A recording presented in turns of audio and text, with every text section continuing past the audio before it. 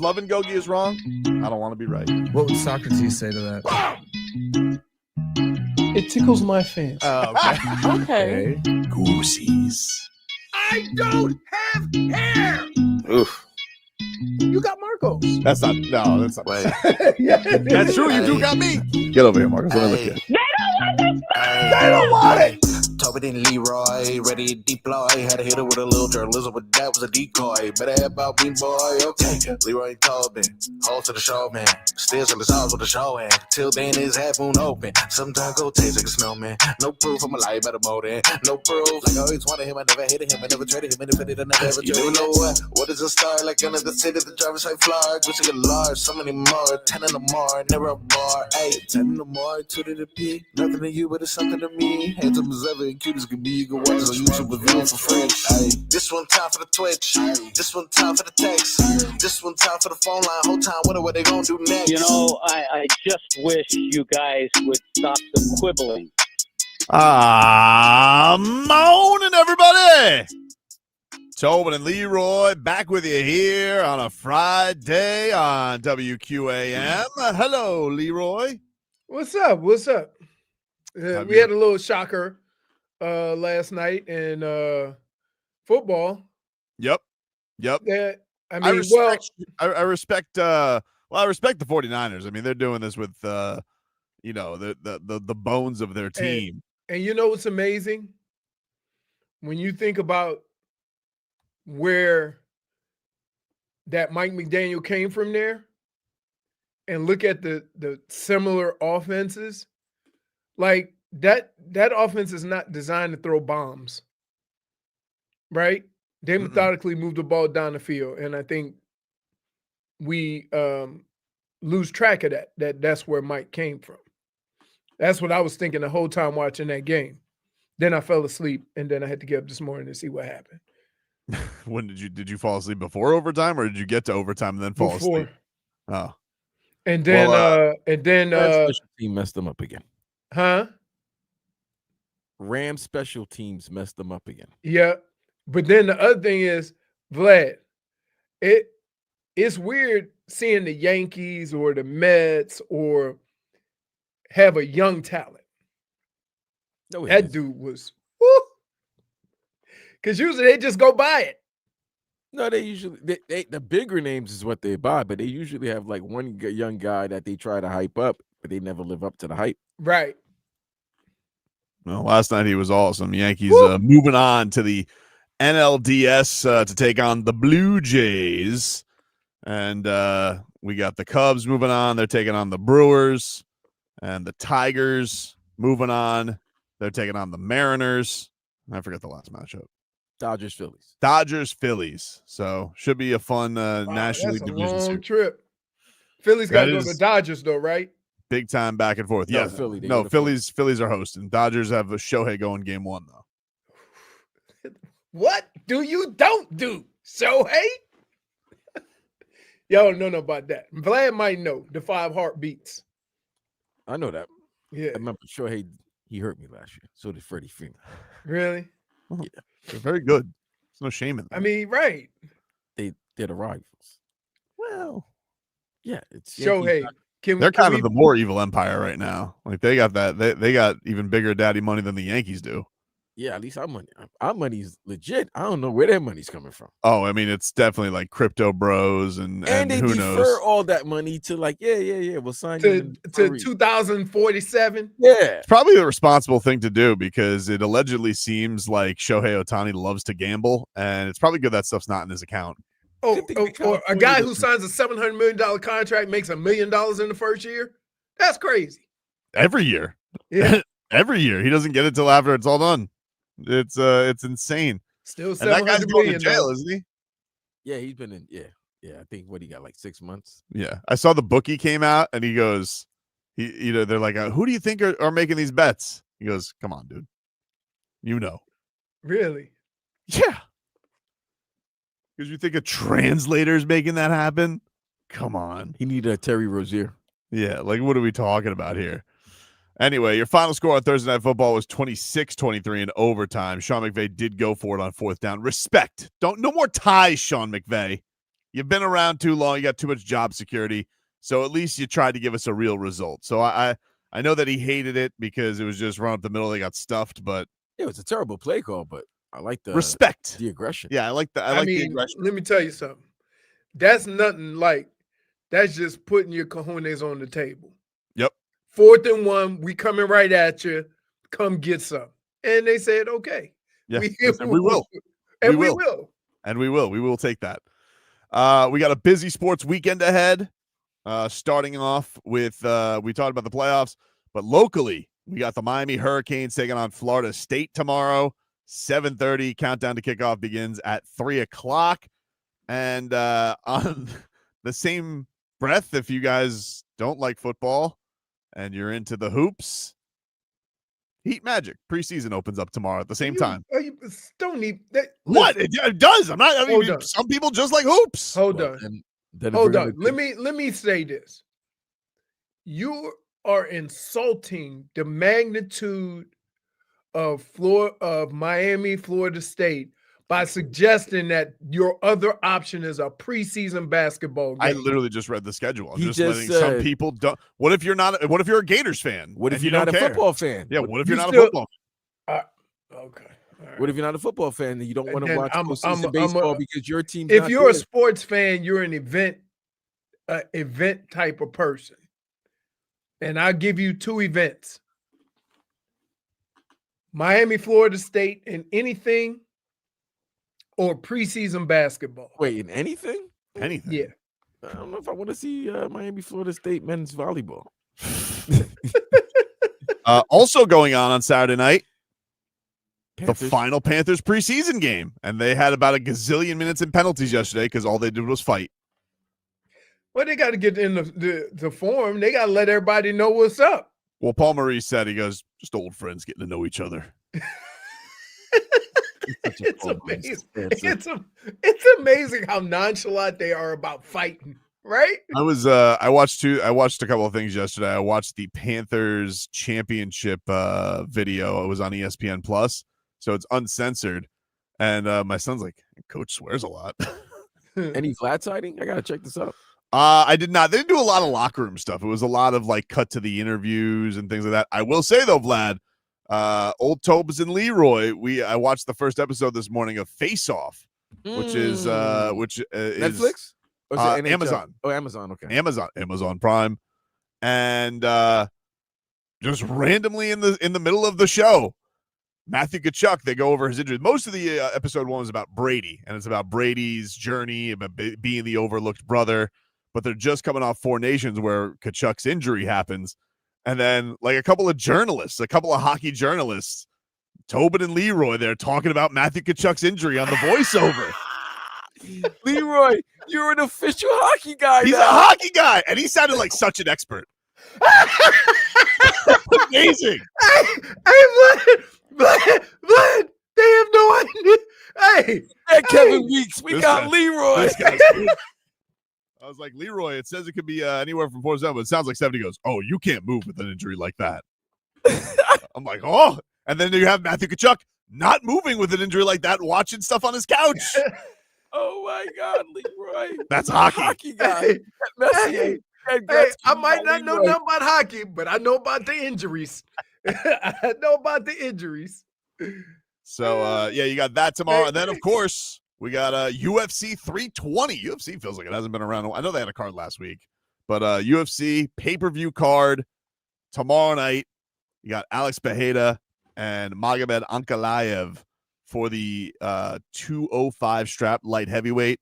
And then Merab Dvalishvili against Corey Sandhagen for the bantamweight championship. So can I tell my story or should we go to break?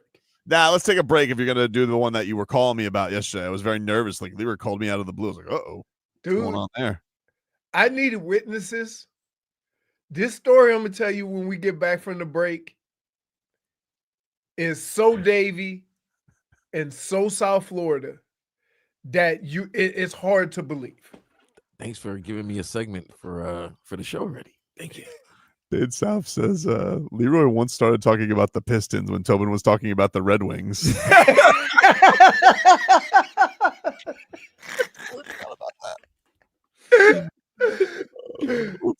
those were our headlines, by the way, brought to you by Doral Kia. Doral Kia, home of the Pricito, our lowest price.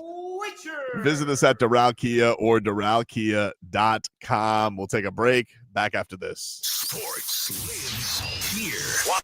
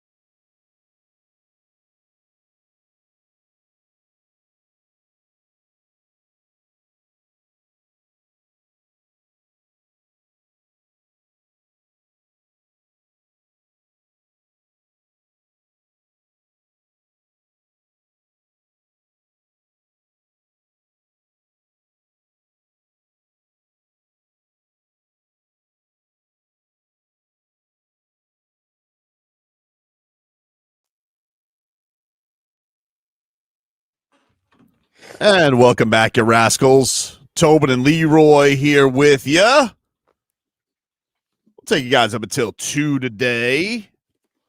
Our sister station, Kiss Country, is bringing back Stars and Strings, featuring Hardy, Dierks Bentley, Dasha, Nate Smith, Zach Top, Hudson Westbrook, and a whole lot more to Hard Rock Live at the Seminole Hard Rock Hotel and Casino on November 6th. For your chance to win tickets, we got our code word of the day. Today's word, country. Text country to 20357. Can't spell that. I don't know what to tell you, dude. You might want to find a rainbow. Enjoy kicked your ass. I don't think you should. Oh yeah, dude. You've been undefeated against the English language. I can smell enjoy. Yeah, you've nailed it. You've been Floyd Mayweather against words. I forgot about that one.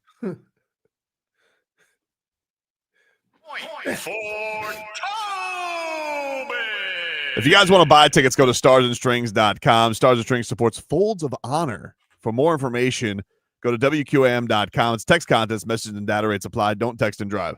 Now, people may not realize Leroy and I talk 4 hours a day. And we got a group chat, but when we're actually hearing each other's voices, it's mostly on the show.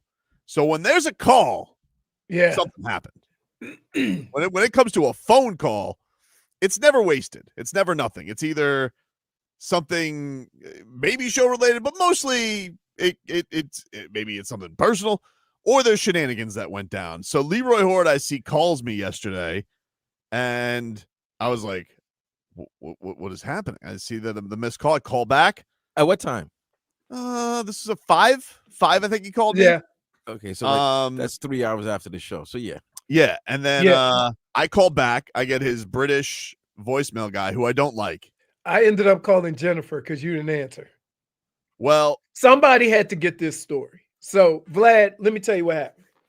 We did we did end up getting finally getting the deal. But go ahead, Leroy. Tell for our audience what happened in your adventures. So I go into Publix, and next to me, when I pull in, is two dudes look like they just got off work, like construct. You know how dudes hang out. You know, they might be just in the parking lot, just hanging out, like, because they park.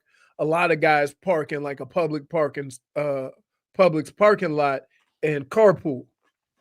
So they were just sitting in the parking lot talking or whatever. I hadn't really noticed anything. I pulled in, and I noticed, you know, like there was some hay in the back seat in between on the floor between the driver and the passenger seat in the back, just on the ground. So I didn't make none of it. This is a covered car or a truck? It's a Ford Element. You remember the Elements? Honda Element?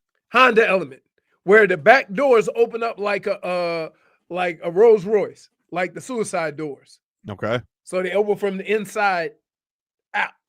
Okay. So they had both of those doors open. I didn't make nothing of it. It's Davy. Hey, no big deal. I go in the store, get what I need to get. I'm walking out. The back is open. I look, just trying to be nosy, look in there, nothing. Then I walk around, and Vlad, I see it. Don't tell me. An animal? A pony. I knew it. In the element. And like I'm like, no, a pony. No, I know it was a pony. I'm saying they had it in the car like as if it was a regular thing, like a dog. Yes. So I'm like, nobody's going to believe this if I tell them. So I called. I'm sitting in my car right next to him. I want to take a picture, but I'm like, nah, I ain't going to take no picture. I'm going to just tell somebody. I called Toby, he ain't answer. So I called JFig. JFig's like, no way. I'm like, dude, there's a pony in the back of a Honda Element. See, like when you told me though, like when you called me, you just said Davey strikes again, and I'm like, yeah, that's about right. Like, and I'm like, what? Dude, and think about that. All the things I've seen. Listen, I've seen a chick outside of Publix with a possum on her shoulder. Yep, certified. I've seen a couple park their horses outside of Publix on a tree and go into Publix. Right. right? I'm like, I have seen a horse across the street in the grass doing dances, like doing the little fast dance, like practicing. I've seen all kinds of stuff I have never seen. Now this hood redneck right here, because most of them have the little horse carrier, and they'll be pulling it with a Honda, but they have the horse carrier. I wanted more details on this. So when you saw the pony, was it like a mini pony or was it a full-size pony? A pony that could fit in an element. So it was a mini pony. Dude, A mid pony? I don't know. Do you pony? understand? Do you understand when you get in your car in the grocery store, you don't expect to look to your right and see a horse in a car? Totally understand. Well, I wanted to confirm, because there are ponies that are fairly large. You know, ponies that like a kid would ride at a birthday party. I assume when you told me this story, it was a pony that's like the size of a dog, like a real small pony. No, he had a big ass head. When I looked over there, I was trying to figure out how the hell he got in there. I mean, the minute you saw the hay, something should have. Some guy says because they could have been transporting hay. I mean, In a Honda Element? Yeah, I don't think so, dude. Oh, listen. How much hay are you filling? You're surprised saying I should have known when I saw the hay, right? I saw a horse instead. Do you not understand? You talk about the hay being crazy? I mean, unless the guy's literally delivering like a bale for one person, like he's doing horse DoorDash and Davy. If I see hay in a car. Normally hay's getting delivered in a pickup truck or a much bigger truck if it's going to a farm. Can I also say this?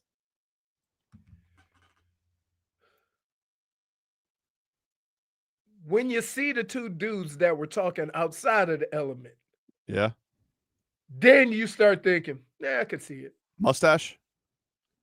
No, bald, flip-flops, fatigues. Oh, yeah. A guy in our chat on Twitch, Illist9541, says that this guy uses the horse. He says, see him all the time. He asks for beer money. Guy always has the horse, and he uses the horse to get beer money. Nah, this wasn't a horse. It caught me off guard, right? Maybe he meant the guys who park outside of Davy with their horses. Dude, I'm telling you, I've seen everything, and I've never been taken aback by nothing. I've never been taken aback by the horses being parked outside of Publix. Wasn't taken aback by the possum. I wasn't taken aback by anything. You were taken aback by the possum. I mean, don't say you weren't taken aback by it. Well, I was shocked at the fact that for flip-floppery, she was cuddling with a possum. Yep. Right? The same possum that you hit for a home run. They're gross. And I would thought he had rabies. Oh, which they don't. Yeah, I didn't know that at the time, though. You live and learn. Well, he didn't live. But he probably hit him. He said, I don't have rabies. Right. What? This guy kills possums. The other one kills birds. Like, man. Well, whoa. Well, I'm the opposite. Hold on. Because if I see a critter, I run. Hold on. Your Honor, there's a difference between murder and self-defense. I was defending myself. Oh, okay. The possum was the aggressor. JFig just is a cold-blooded killer. Okay. She's cold-blooded. I really quit. You know, like the decision hurt me, but I wasn't going to be allowed to be bit by a rabid possum. JFig just took out a pet. That's just wrong. Dude, I'm telling you, like, I wanted to take a picture so bad, but you were too stunned, apparently. No, well, you know, some people get offended. You know, I think the guy, if he has a pony in the back seat, then I mean, I think he knows that he's going to get pictures. I think he likes it.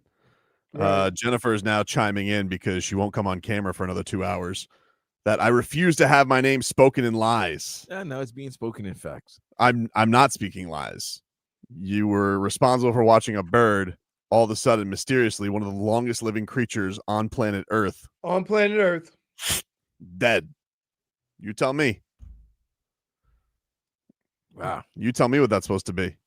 So Leroy actually saw a show pony. yeah. Well, Dude, yeah. I got one that lives on the corner Mm-hmm. that he hangs out with a big horse. So it's a big horse and a little pony, right? I think I'm gonna start getting pictures. I'm gonna get pictures and send them to y'all because I was a little nervous because I was so shocked It probably to won't see be the horse in the car. Yeah, it won't be the last time he's there. Yeah, no, You travel once with a horse and a Honda Element, you do it again. How do you know when a horse got to go?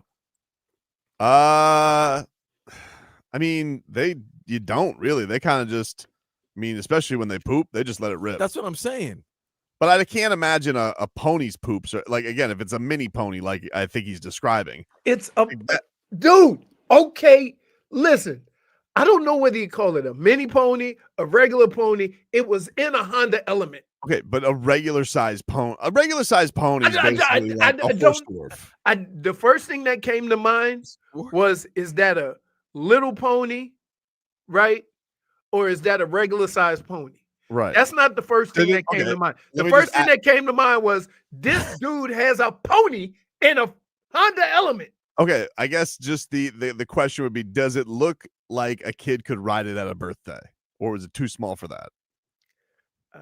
I'm not aware of what is the size of a pony that fits in a Honda Element. You've never taken Snitchy Mouse to a kid's birthday and there was a horse. You never taken her to a petting zoo. You know what a pony looks like that a kid goes on. She rode regular horses though. Always? She's never been around a pony. Yeah, I guess. I mean, pony's also typically the teaser horse. Again, dude, I was so taken aback by I didn't start trying to figure out what kind of pony it was, whether it was a baby pony, a regular pony. Hell, for all I know, he stole a pony. No, I don't know. There are horses that are small. There are ponies that are small enough that like people will keep them in their house. Like they're like that. They're that kind of small. So that's what I was trying. Can I associate another word with that? Intangibles. Absolutely. Yeah, that's fair. I'm not gonna lie. I mean, that does seem. I mean, Vlad, you ain't never went over a relative's house and he say, "Ho, check out my pony. He don't bite." Yeah, I just want. That's what they call the Rottweiler. Yeah, like what they call a pit bull. They call him a pony. Yeah, but no, dude, you're not seeing that in any of our. Do you understand me households on the streets of Davie? Mm-hmm. There's very little that catches me off guard. I was driving down Davie Road one time and a gang of chickens just crossed the street. Traffic was backed up.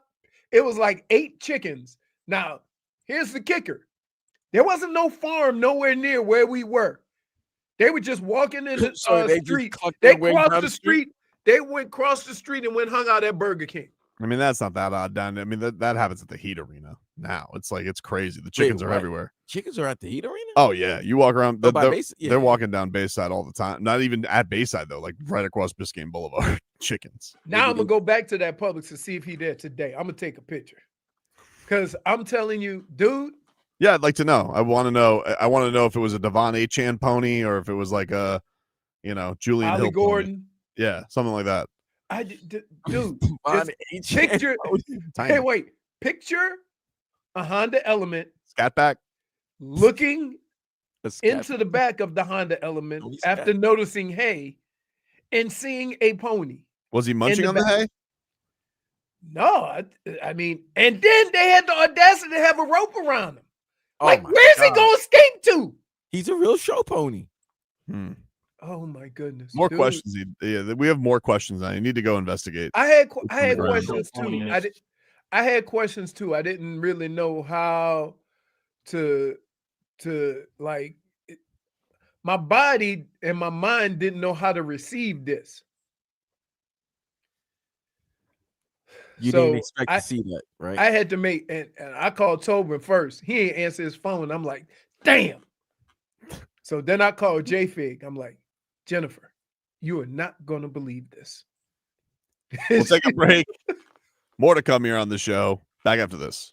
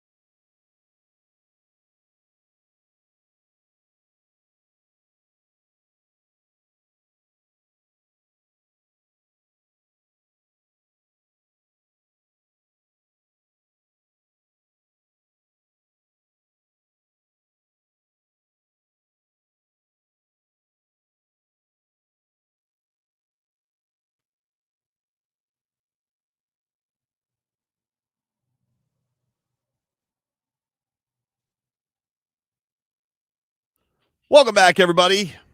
Tobin and Leroy here with you. FM 104.3 WQAM. Got Dolphins and Panthers. How we feeling? I think this game will be a little bit closer than people think, simply because not necessarily what the Panthers do, but they have shown that they can at least play decent. I don't know if that means Atlanta is just that much worse than them. Carolina. I mean, no, they beat Atlanta 30-0. Oh, okay. So it's in there somewhere, right? If you give them a lot of opportunities with any team, they can take advantage of it. So I don't think this team is in a position at this moment to go in there making assumptions about what's going to happen. Mm-hmm. Well, they did get a break. Chuba Hubbard is going to be likely out for this game. So Carolina's losing their stud running back. Yep. Which I'm sure if you're a running back and you see the Dolphins coming up on the schedule right now, you're licking your chops. Ooh. Yeah. So, and you got to go deal with that big stud wide receiver that they have, Tate McMillan. Yeah. He's been balling. Bryce Young. You also got to get it to him. Now, it's about time. I love the way Weaves has been creative to get pressure. But if you're going to have any success in this league today, with the way offenses are, at some point you're going to have to be able to get pressure with 4 or 5. If you continue to have to blitz, you open yourself up to the big play. Now, I will say the one thing that Weaves has done, the secondary has played much better than anybody has anticipated. And he's kind of leaned into that. I mean, dude, we thought that was going to be the sieve of the defense. No, it's been completely flipped. I mean, the front seven's not been good. Right. It's not been. I mean, like, look, they've come up with some key stops. Right. But I mean, for the most, it takes them. I mean, every single game, it feels like they start on their back foot, just run all the way down. I mean, if it's not for Jack Jones coming up with that play, you know, who knows where that game ends up going for the Dolphins. It felt like it swung the entire momentum of the entire matchup on Monday night. I don't know how that gets fixed, because it does feel like, you know, and we knew this coming in. Like, look, the Dolphins needed their 2 top picks. They put for the trenches, and this is nothing of an indictment of what their career is, but we need those guys to be good right away, and it's not really fair, because I don't know how long it's supposed to take for those guys to be good right away. Right. You know, like, I don't know how long it's supposed to take Kenny G. I don't know how long. Jonas Avai is playing a brand new position. He's never played before. Right. So here's what this team is going through right now. Where the fans want this team to be is not where they are, and meaning that you have a lot of younger players that are going through the growing pains of playing in the NFL. And we don't really have the time or patience for that. And it's unfair to them, right? But I will say this. The group that you thought would make up for that is not making up for that. And now it adds to the issues. So when the season started, we all said, what's the strength of this team? The front 7. Mm-hmm. Well, they're not the strength of the team. And so that's not something you can lean into where you thought you would be able to lean into it. And so it's been an issue, and I don't know. Right. I don't really know what gets it fixed. I don't know, like, how, if it's just a matter of, hey, you're taking on some teams here that are not like the elite of the elite. Does that, you know, maybe that grows confidence, that gives them some more runs together, that gives them some more belief in each other, to trust each other. I don't know what gets it there. I'm going to tell you what gets it there. The development of Grant, the development of some of the other younger guys on the offensive line. I think if it all works the way it did in previous years, like, and I use Chop as an example, it took him 6 or 7 weeks before he really started to pick it up. Grant has a lot of skill, but the technical aspect of it, he's getting abused, right? So not using his hands, just think he can just, out athletic the guys across from him. And he's getting caught in some bad positions and dump trucked. That's how this works. Mm-hmm. When you get into the league, you'd be amazed at how much the offense and defensive linemen, as big as they are, how much they use their hands, how much they use the positioning of their hands to create space and things like that, and to get to your gaps. And he's not doing that. So what happens is they're getting their hands on him, and he gets in a defensive position because he doesn't have that technique yet. Soon as he picks up on that, I think you're going to see the turnaround. But in years past, they would just sit the rookie down.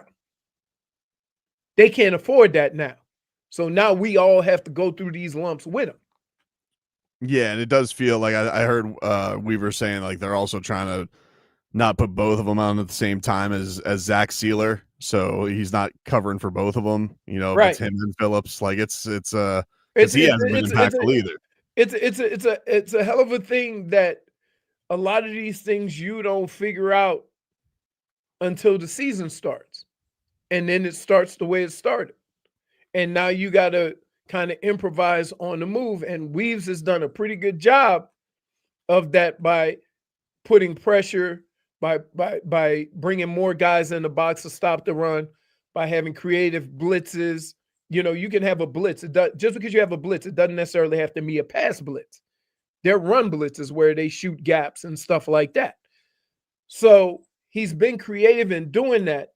However, you open yourself, whenever you blitz, you open yourself up for the big play, because now your secondary is playing a lot of man-to-man. And I think the thing that's encouraging though about them is that, like, look, we went into last week. They not only weren't stopping anybody, but they also weren't getting any turnovers. They had a turnover. It really flipped the momentum of the game. They were able to get that going. So, like, I do think that those moments can be important. I know it's against the Jets, so I'm not sitting here like asking for defensive player of the year votes or anything like that. But I think that this slow build of trusting one another and knowing what works, like, you're going to need those small victories to kind of get everybody going along. And so hopefully that does build something going into this. Like, because you look on paper and you're like, oh, those rushing numbers. Yeah, they weren't good, but they still were able to come up with critical plays. And really, like, to be fair to the defense, that they have been able to do that the last few weeks, is like they've played much better in the second half. Yes. That's definitely been the case, because they put the offense in position the last couple of weeks before they put absolutely the offense in a chance to get the lead, and they put them in a position to tie it. Now, that was coupled on, I know, with Zach Sealer on making a big mistake, but it was they were able to bear down after being basically Swiss cheese to go. I would just like to see them,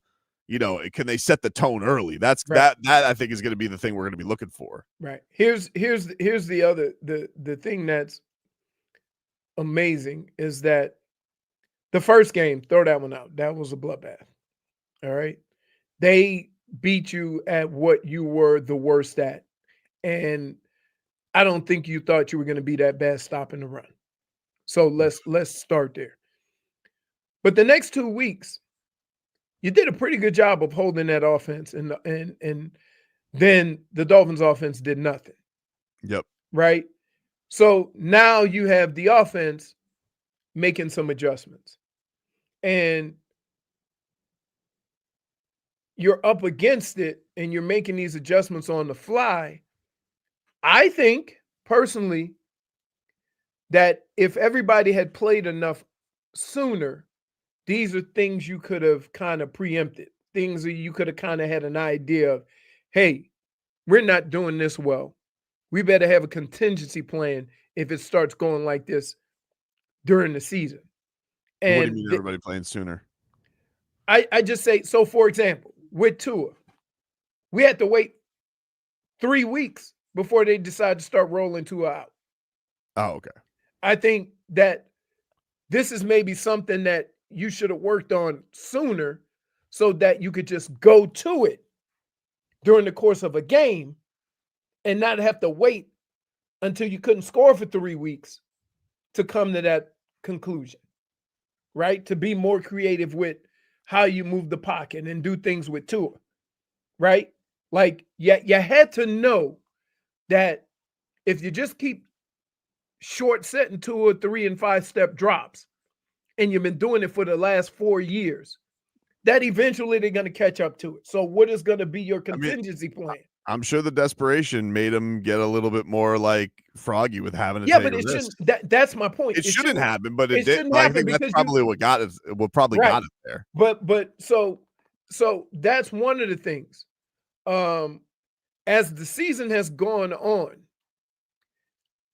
I think both coaching staffs, offense and defense, have been more cognizant of what their shortcomings are and made adjustments to them so that they could have success on both sides of the ball. However, these are kind of some of the things you find out in camp, and you're ready to make these adjustments sooner before you're 0-3.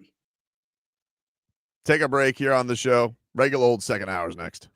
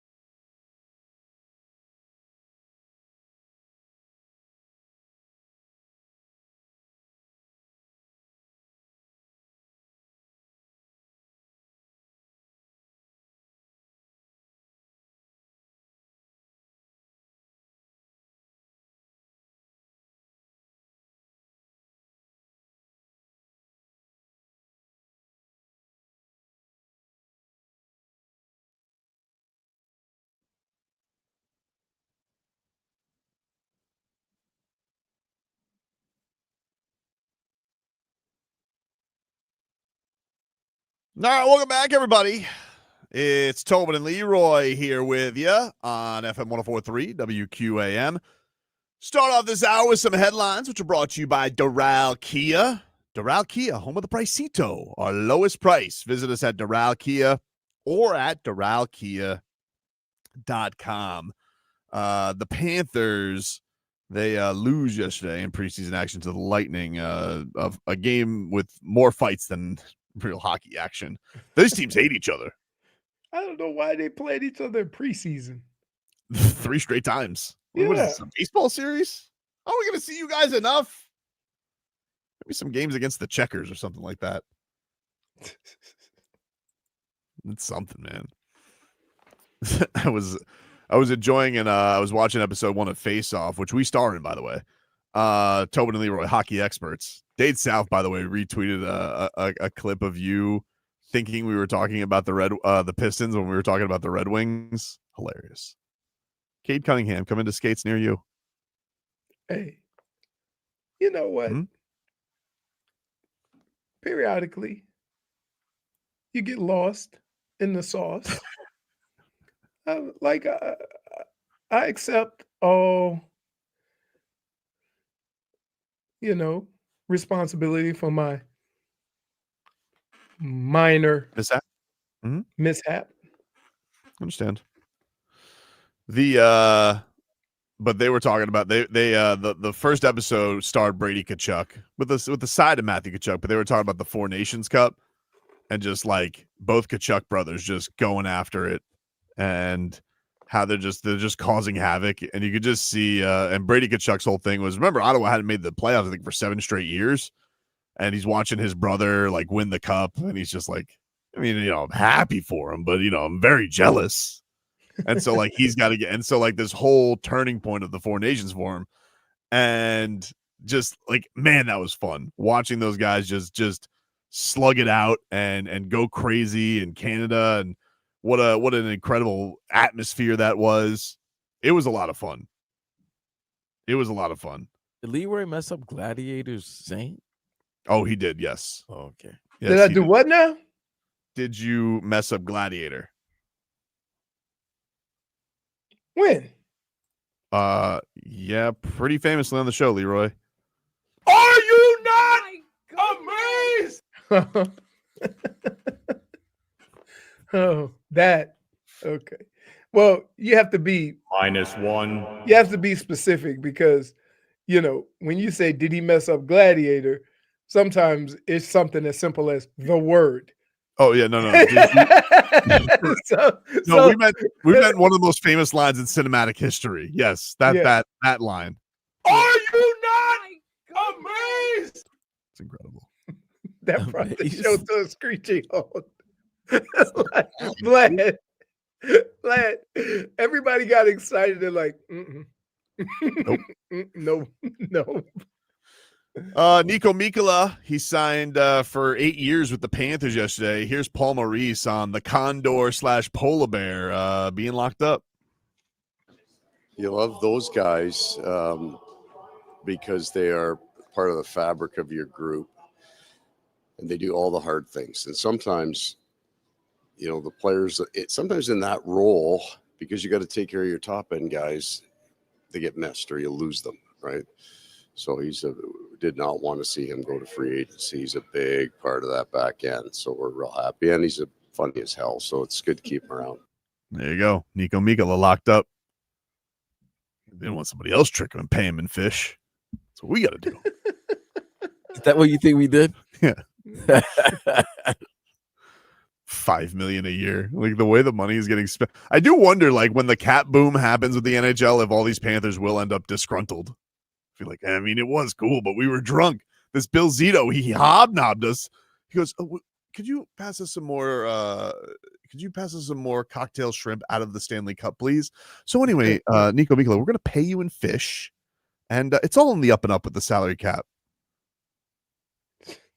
Because these guys aren't thinking clearly. I mean, like a lot of these, I'm seeing some of the contracts are getting thrown around in this NHL, Leroy. Yeah, and it's crazy, right?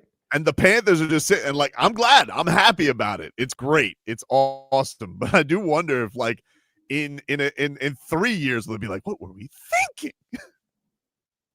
You got $20 million hockey players. Crazy. But I mean, when is that coming? Connor McDavid? Probably. Yeah. Oh, his free agency. I feel like his free agency is going to be like a frenzy. You think he would just end up with Edmonton, or you think he's absolutely leaving it? Nah, he's out. He's out. He's Dude. going to America. Yeah, he's going out. to the United Because States. even like I was watching, like Brady Tkachuk's, he's like, I'm gonna win for Ottawa, and I was like, that's adorable. That's adorable. Until we trade 4 Panthers for you, but that's adorable. But he's at least saying it. Like Connor McDavid's like, I've I'm gonna see what happens. It's like, I remember this. I called that LeBron. Pretty much. He's at least gonna get. Look, if I was him, I'd at least get wined and dined. See what other places have to offer. Why not? Why not? Like if you plan on staying there, make everybody nervous. Make them sweat a little bit. Yeah. What are you gonna do? Have Draisaitl try and convince you? Nope. Draisaitl. Didn't he just get paid, right? I don't know. I think he just got an extension. Stuart Skinner sitting there. Please don't leave me. It's because you lose all the time, Stu. I'm sorry. I tried. The Panthers are just so good.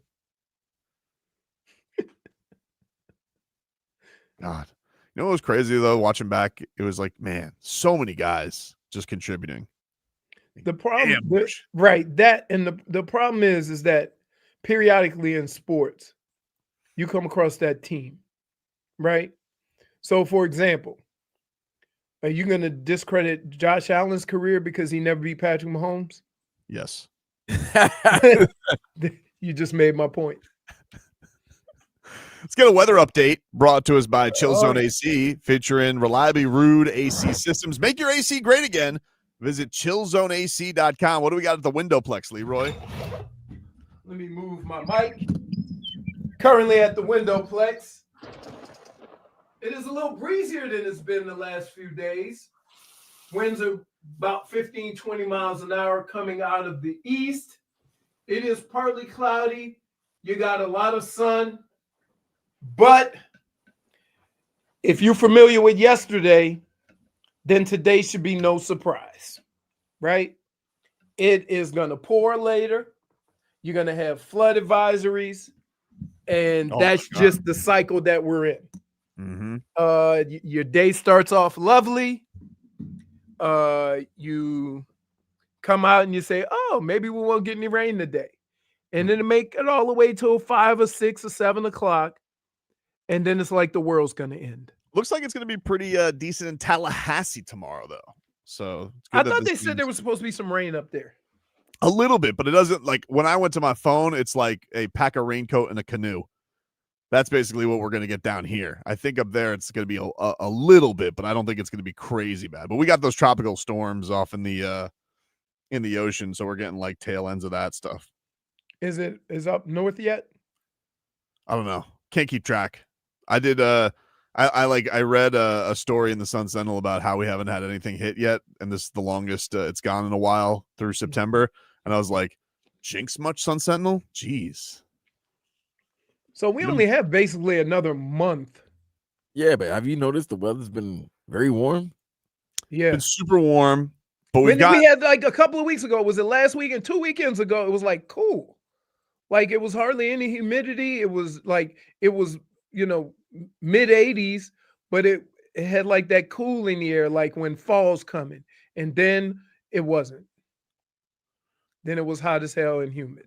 I heard on the rejoin on the way here that gave me the goosies. And I know I could be accused of being a loose goose floozy, even though I don't think that's true. Wait, what did you say? You're a loose goose floozy? Leroy will accuse me of being a loose goose floozy, that I throw my goosies around a little bit too much, which I don't think is fair. Dude, you are very, very, very giving when it comes to goosies. Don't say that. I don't like that. Don't say I'm very giving. That dude throws that dude throws his goosies anywhere. Damn, you a hood. I don't like that, dude. That's not fair. That's what his nickname is, Loose Goose Floozy. So I heard Mario Cristobal. I guess this was on Joe's show this week, but I only heard it in the rejoin just now. And he goes, road trip like this, you got to pack everything, including your toughness. And I was like, oh, dude, that's good. That's good. That's good. But it's not a long road trip, guys. You're making it seem like it's a long road trip. No, it's an hour. It was an hour flight. 48-minute flight. Reminds me of Pat Riley when Pat Riley was checking everybody for if they only packed one suit. Marcus was just looking at everybody's bag. He goes, "You got your toughness." I mean, what gets you right away though, when you get hit in the mouth, right? Why do I think Ruben Bain's going to punch their horse? Like back in the day. That's not a good thing. You don't want Peter coming after you. That's the one thing that can stop Ruben Bain. Peter can't stop Ruben Bain, dude. They'll stop him. Can't be punched. I feel like he's going to steal Renegade and take him to Davy to Leroy's Publix. Oh, hey, let me tell you something. It wouldn't shock me. It wouldn't shock me if on Saturday at about 5 o'clock, somebody's in that little grass across my development by the creek, and they have a horse and they're doing the Florida State thing just across the street. Come to you live from this Miami Hurricanes win where defensive end Ruben Bain has stolen Renegade the horse. And rode him back to Davy. Ruben, what are you going to do with that horse? Whatever I want. It's my horse now. Come back, the horse is orange and green. And Florida State is going to be like, it could be both of ours, but you just go keep it at your house.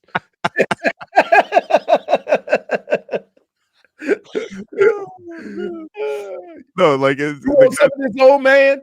No. Take a break. Back after this.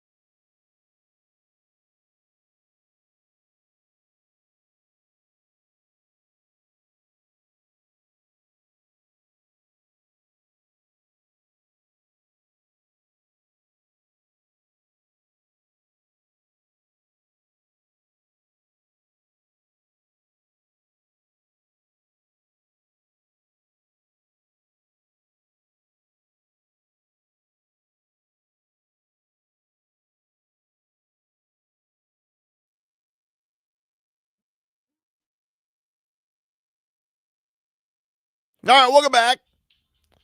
Tobin and Leroy here with you on FM 104.3 WQAM. Got a busy sports weekend ahead for everybody. And Sports Talk on WQAM is presented by Paramount Plus. You can't count on much these days, but you can always count on Sundays with the NFL on CBS and Paramount Plus. Watch your local NFL game live every Sunday all season long. Visit ParamountPlus.com/NFL and get started today. So, That was good. That was good. tried finishing it. It was caught up there for a And second. you could tell Leroy's reading something else because he couldn't tell that his boy was about to. Nah, he left me completely hanging. He just let you hang. And he's just completely like, hanging, dude. hmm? He wasn't even. He was. You're not even paying attention. Nope. I wasn't. I was. It's Jennifer's fault. No, it's not. Stop putting blame on others. Yes, I was. That's on reading, you. I was reading this thing. The thing that she sent in the text. Yeah. Yeah, I guess it is Jennifer's fault. She should know better than to distract him. I mean, she just could have put it on the private chat. That would have been worse because then he would have gone off script on his computer. Like, just, it's all good. We got baseball playoffs going on. I got Leroy's favorite thing, which is athlete versus reporter. Which one? Who we got? Miami's own Manny Machado Oh, was none too pleased with a question from boots on the ground Padres reporter. And this is what the exchange was. I know it just ended, but how do you assess a season like this? I mean, what type of question is that, dude? How do I assess the season? We just lost. How do you think I assess the season? How do you think I assess it? I don't know. That's what I was asking. You tell me. What's a loss? We lost. How do you assess it? It's a loss. You lost. Fair enough. Come on, dude. I mean, you could ask better questions than that. Let's go. Come on. Thank you.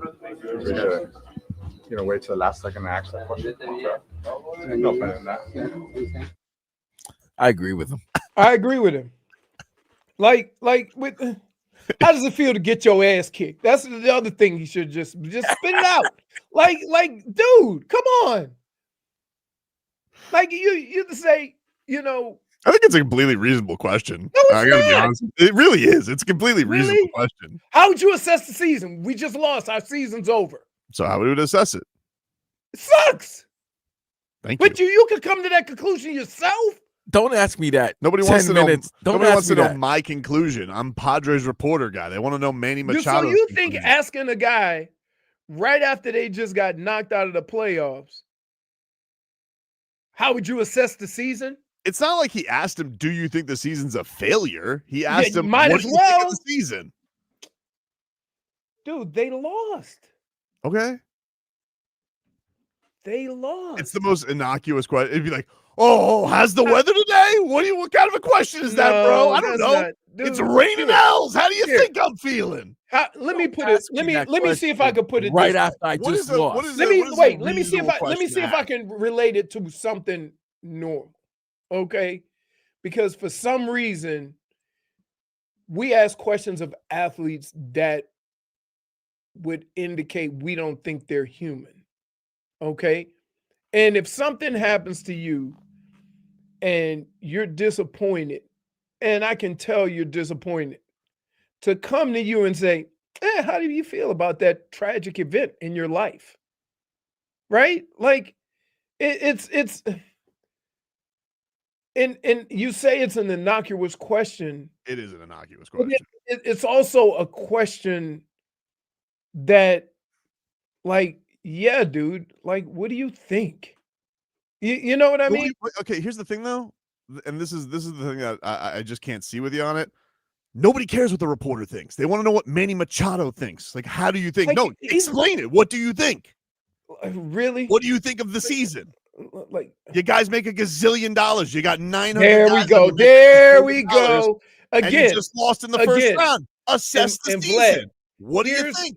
Vlad, here's why we Yep. go. Here's why we get into it, and why I get into it with reporters about issues and questions like this. Okay, because their question sometimes will come across like all the other things he explained, and not that Manny Machado is human like us and experience the same feelings we feel, regardless of how much money he makes, regardless of what their record was, regardless of all those things. Would you have the balls to ask Dwayne Wade that if after a first round exit? I've asked plenty of athletes what they think after the season ends. Hey, what do you think of the season? That's not a ballsy question. That's the thing that's funny about it with you guys. That's not a ballsy question nor an offensive question. It's not that it's a ballsy question. If he said, I just think that like it's kind of when you're not creative enough to ask questions, you can always go to that it's a question. go-to. It's an easy, right? It's easy. It's an easy. So you're basically. I think no. But this is what I would say. I love how an innocuous question or a very muted question. What did you think of the season? That's all he asked. It's completely based on Manny Machado being offended by a question. That's not offensive. But it's not a bad question. No, it is. It's not that the question. Wait, it's not that the question is offensive.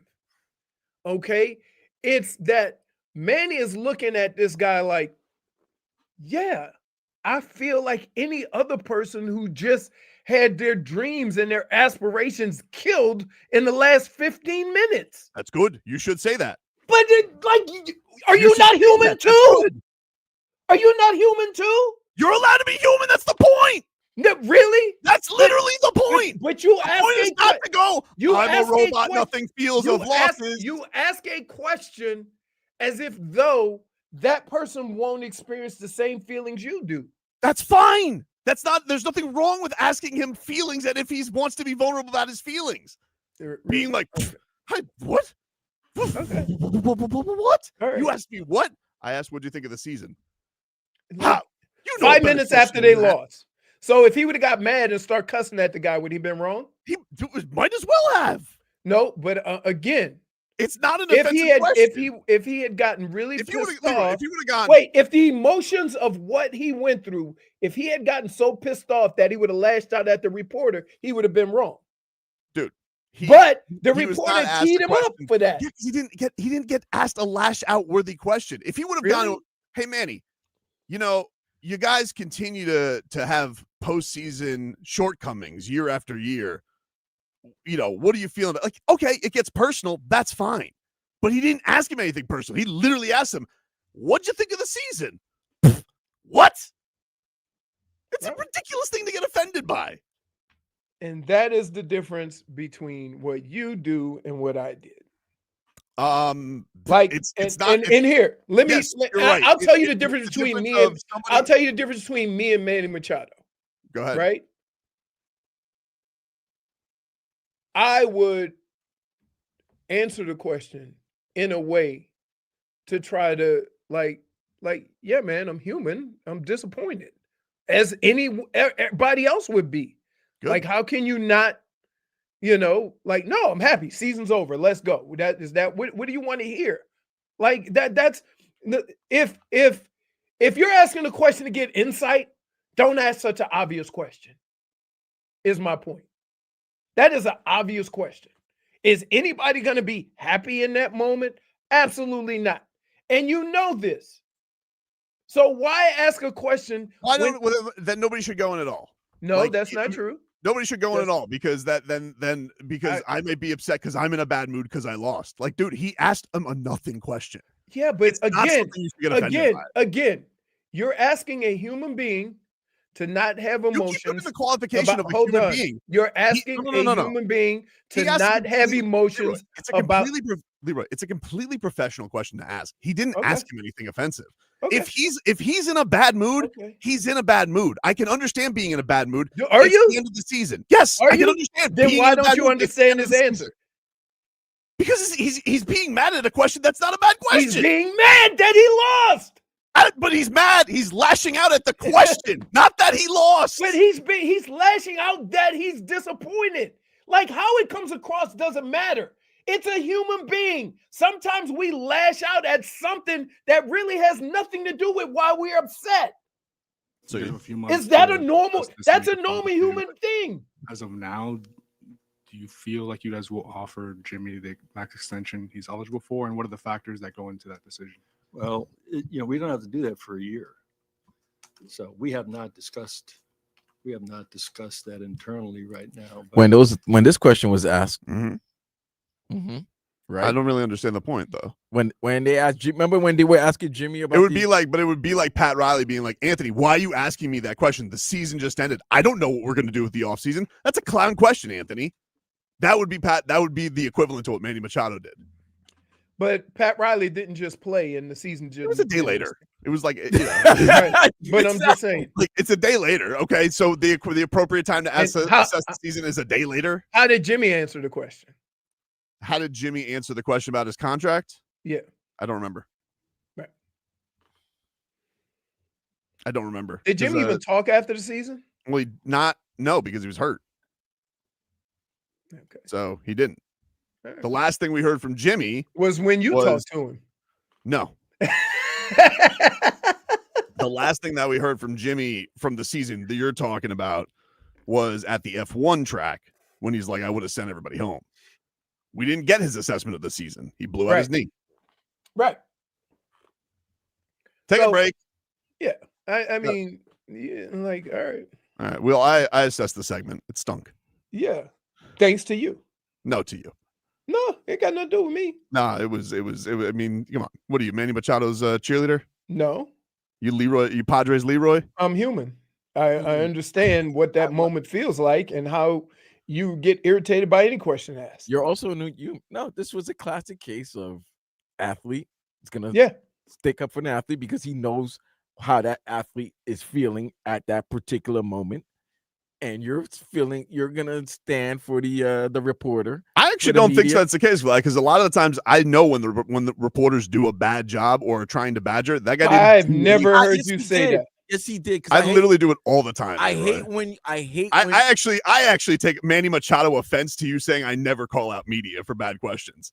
I take offense to that because that's not true. I know in a situation like you probably stepped over the line. You knew what you were doing. That guy, maybe they have a bad relationship that I don't know about, but that question on itself, very mundane. But Tobin, I hate when the reporter asks a question with like a little precursor, like, I know the season just ended now, but can you? If you know the season ended now, don't ask me that question. Why? Because why? What? Like, this is the thing that I don't get. You guys say it's always a thing of don't ask obvious questions. That's part of it. Is you're being set up to be asked obvious questions. Then ask the question. That's how it is. Don't try to give me a little cushion. Don't cushion. The same thing could be. Then don't get so sensitive about it.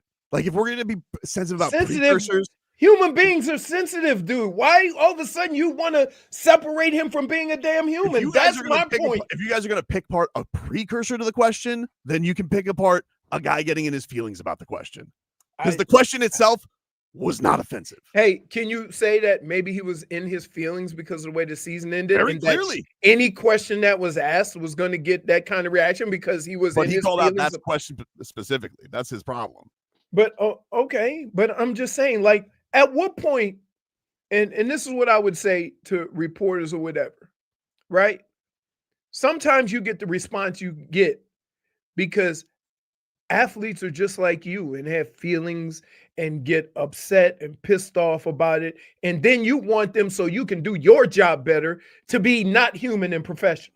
Yeah, and I'm like, look at the world. There's people reacting to all kinds of stuff. And we say, why can't they be more professional? It's not unprofessional. It's just sensitive. Okay. Yeah. I didn't say Manny Machado's unprofessional. I said he's sensitive. Yeah. You know why? Because he know he got that price tag on his head and he was brought there to win and they ain't winning. I know that. I can sense that. You know where he won't deal with that guy? Huh? You know where he won't deal with that guy? Where?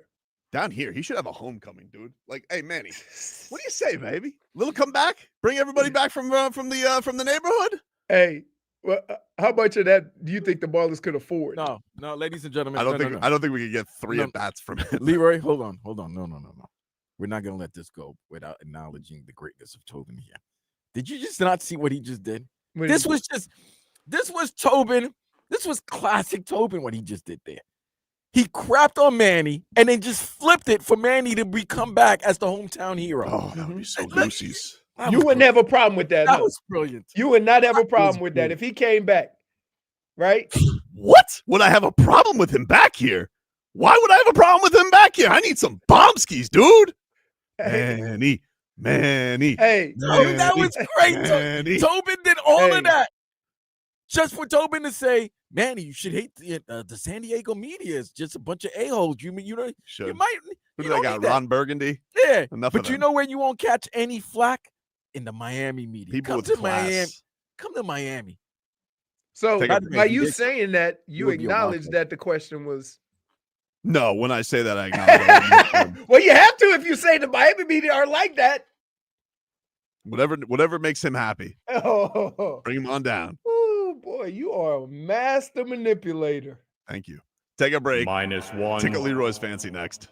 for lashing out.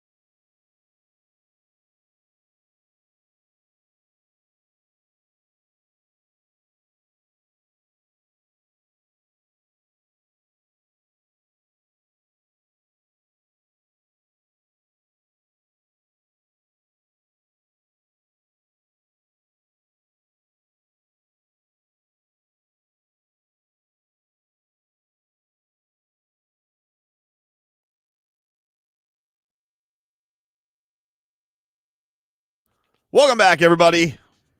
Tobin and Leroy here with you. AJ Greer got fined for roughing. Whoa, I'm about to say, you were about to say Chris Greer got fined. People were about to wanted to hear the word red. Yeah, sorry. Don't do that, man. Don't do that. AJ Greer got fined $2,200, the maximum allowable, for roughing on Brandon Hagel last night. Really? So basically, AJ Greer got fined for being AJ Greer. Wait, in hockey? Yeah. How much he got fined? $2,200. I love the fines in hockey. They're not that. No. That's preseason. No. That's throughout the season, bro. They don't get. It's not that expensive for some of the stuff that they do. I don't think they have like $25,000. Yeah, it's not like 5 figures or anything like that. It's like 2,500 or 5,000 a max. You can't find Sam Miskevich. Not that he would get a roughing penalty, but you can't find him that much money. He makes how much does he make? Like nothing. Humble, relatively, I guess. I don't know. But AJ Greer just getting how many of those fines do you think he's got in his career? AJ Greer, him and Gadjevich, 15, 20. Wonder if it's like did they get a repeat offense or is it just max is max? Okay, so in the NHL, player fines are based on percentage of their salary, with the amount not exceeding 10,000 for the first offense and 15,000 for subsequent offenses within a 12-month period. Whoa. Subsequent? Subsequent. Oh, subsequent? Whatever. I'm minus one myself. We all have our words. Let us get to the point of the show. Let's go. Tickle Leroy's. Let's go.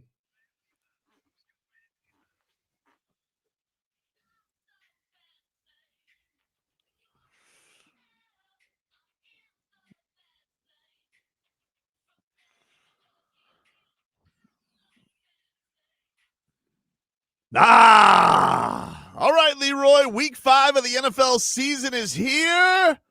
Starting off in London, 9:30 a.m. The Vikings at Browns.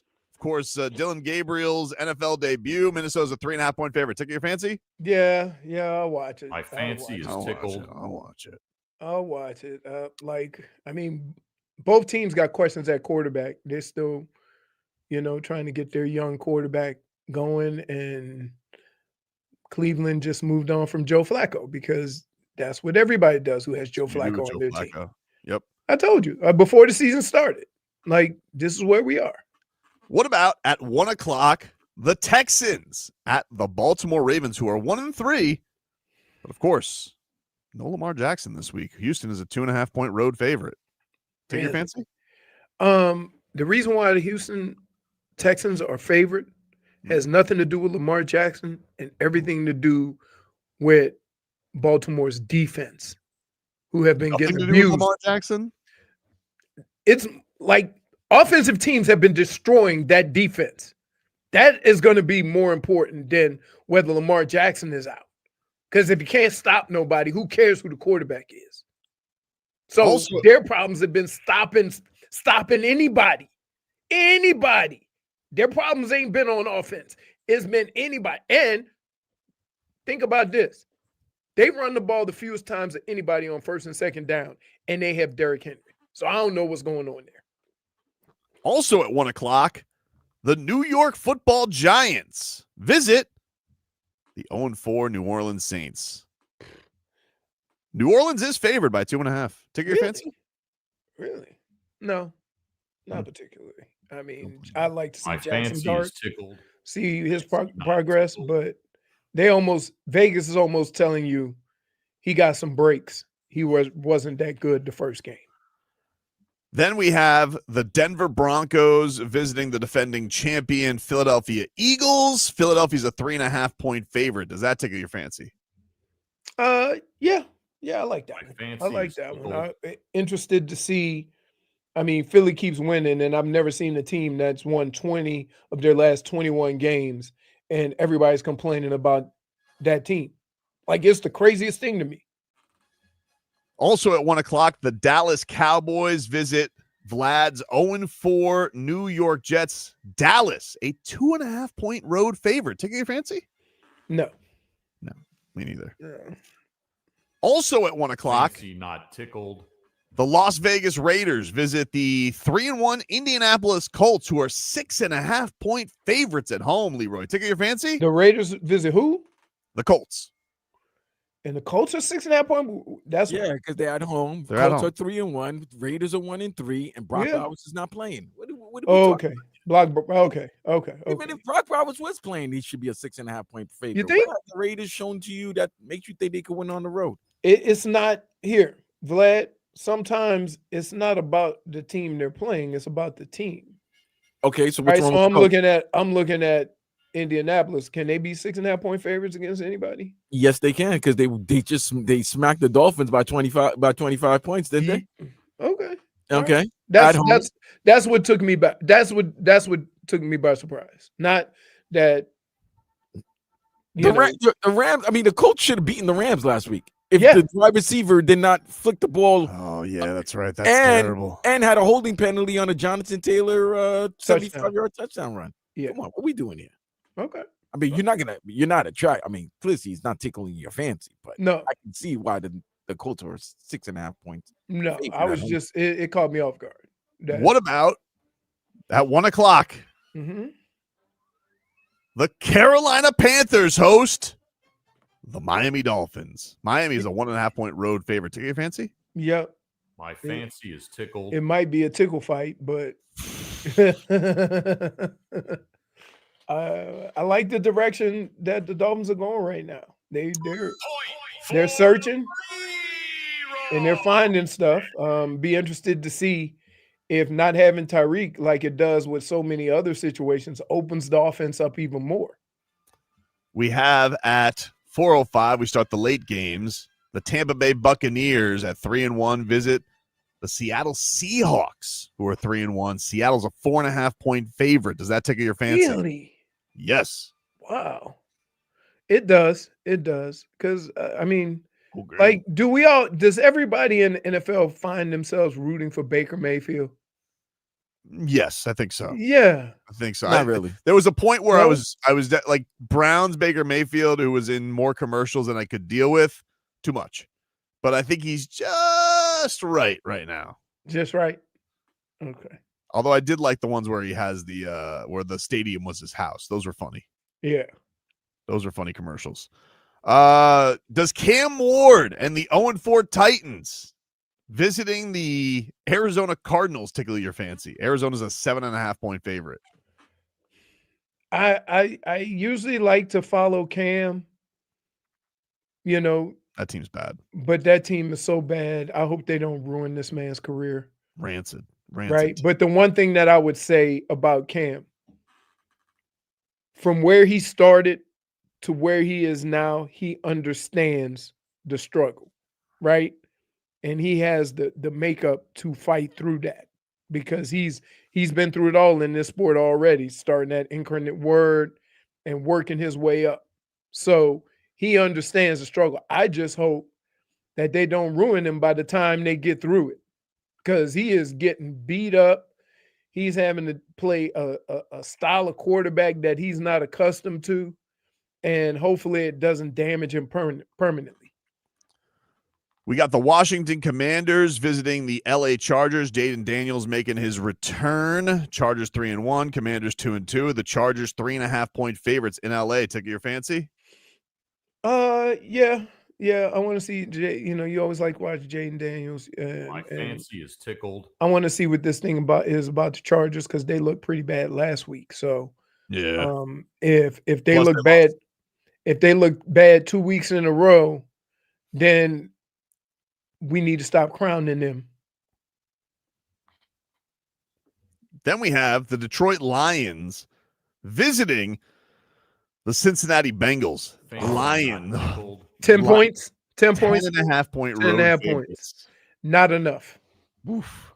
Not enough.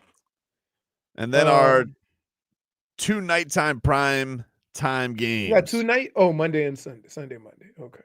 The Patriots visit the Bills. Buffalo's an 8.5-point favorite at home. Take your fancy? Yeah, I watch Sunday Night Football. My fancy is tickled. And then finally on Monday Night Football, the Kansas City Chiefs visit the Jacksonville Jaguars, who are 3-1 and 3.5-point My fancy dogs at is home. tickled. First of all, his fancy is tickled. It's the only game on Monday night. Yes. Thank you, Vlad. something That's else. why I said Sunday night too. Yeah, like come on, man. All the primetime games you're gonna watch because it's the only game that night. He can watch baseball playoffs. He doesn't have to watch football. He's not gonna watch baseball playoffs. I've Now that been the watching Guardians- now it. that the Vlad, you know why I've been Guardians were in- watching it? The Guardians were in. Because middle of the day. Like you watch that, you get middle of the day, you get baseball, you get caught up in baseball, especially when they all been close. No Maybe it'd be- blowouts. Maybe you'd be Yeah. too focused on the Panthers starting the next day. I don't know. There That could be a is lot of true. things you do on your Monday. Are you guys gonna be live from the arena on I don't Tuesday? think so. We don't do Panthers. No. I mean, you do Panthers, but you don't do Panthers. You did media day. We did do media day. Panthers Yeah. love us. And we love them because we Yes, we are do. the stars of Face Off season 2. Leroy dropping his hockey knowledge like he's PK Subban. That is Tickle My Fancy. Mike McDaniel opening up the door to an old friend. That's next.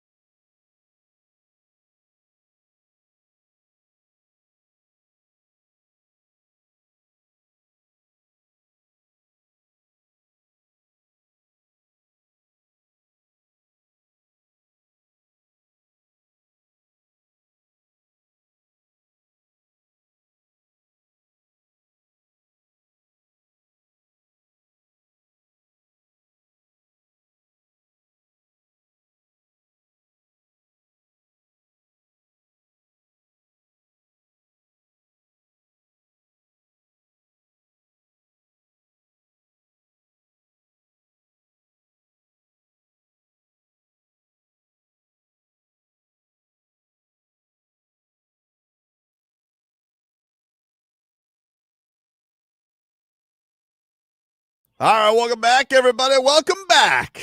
Tobin and Leroy here with you.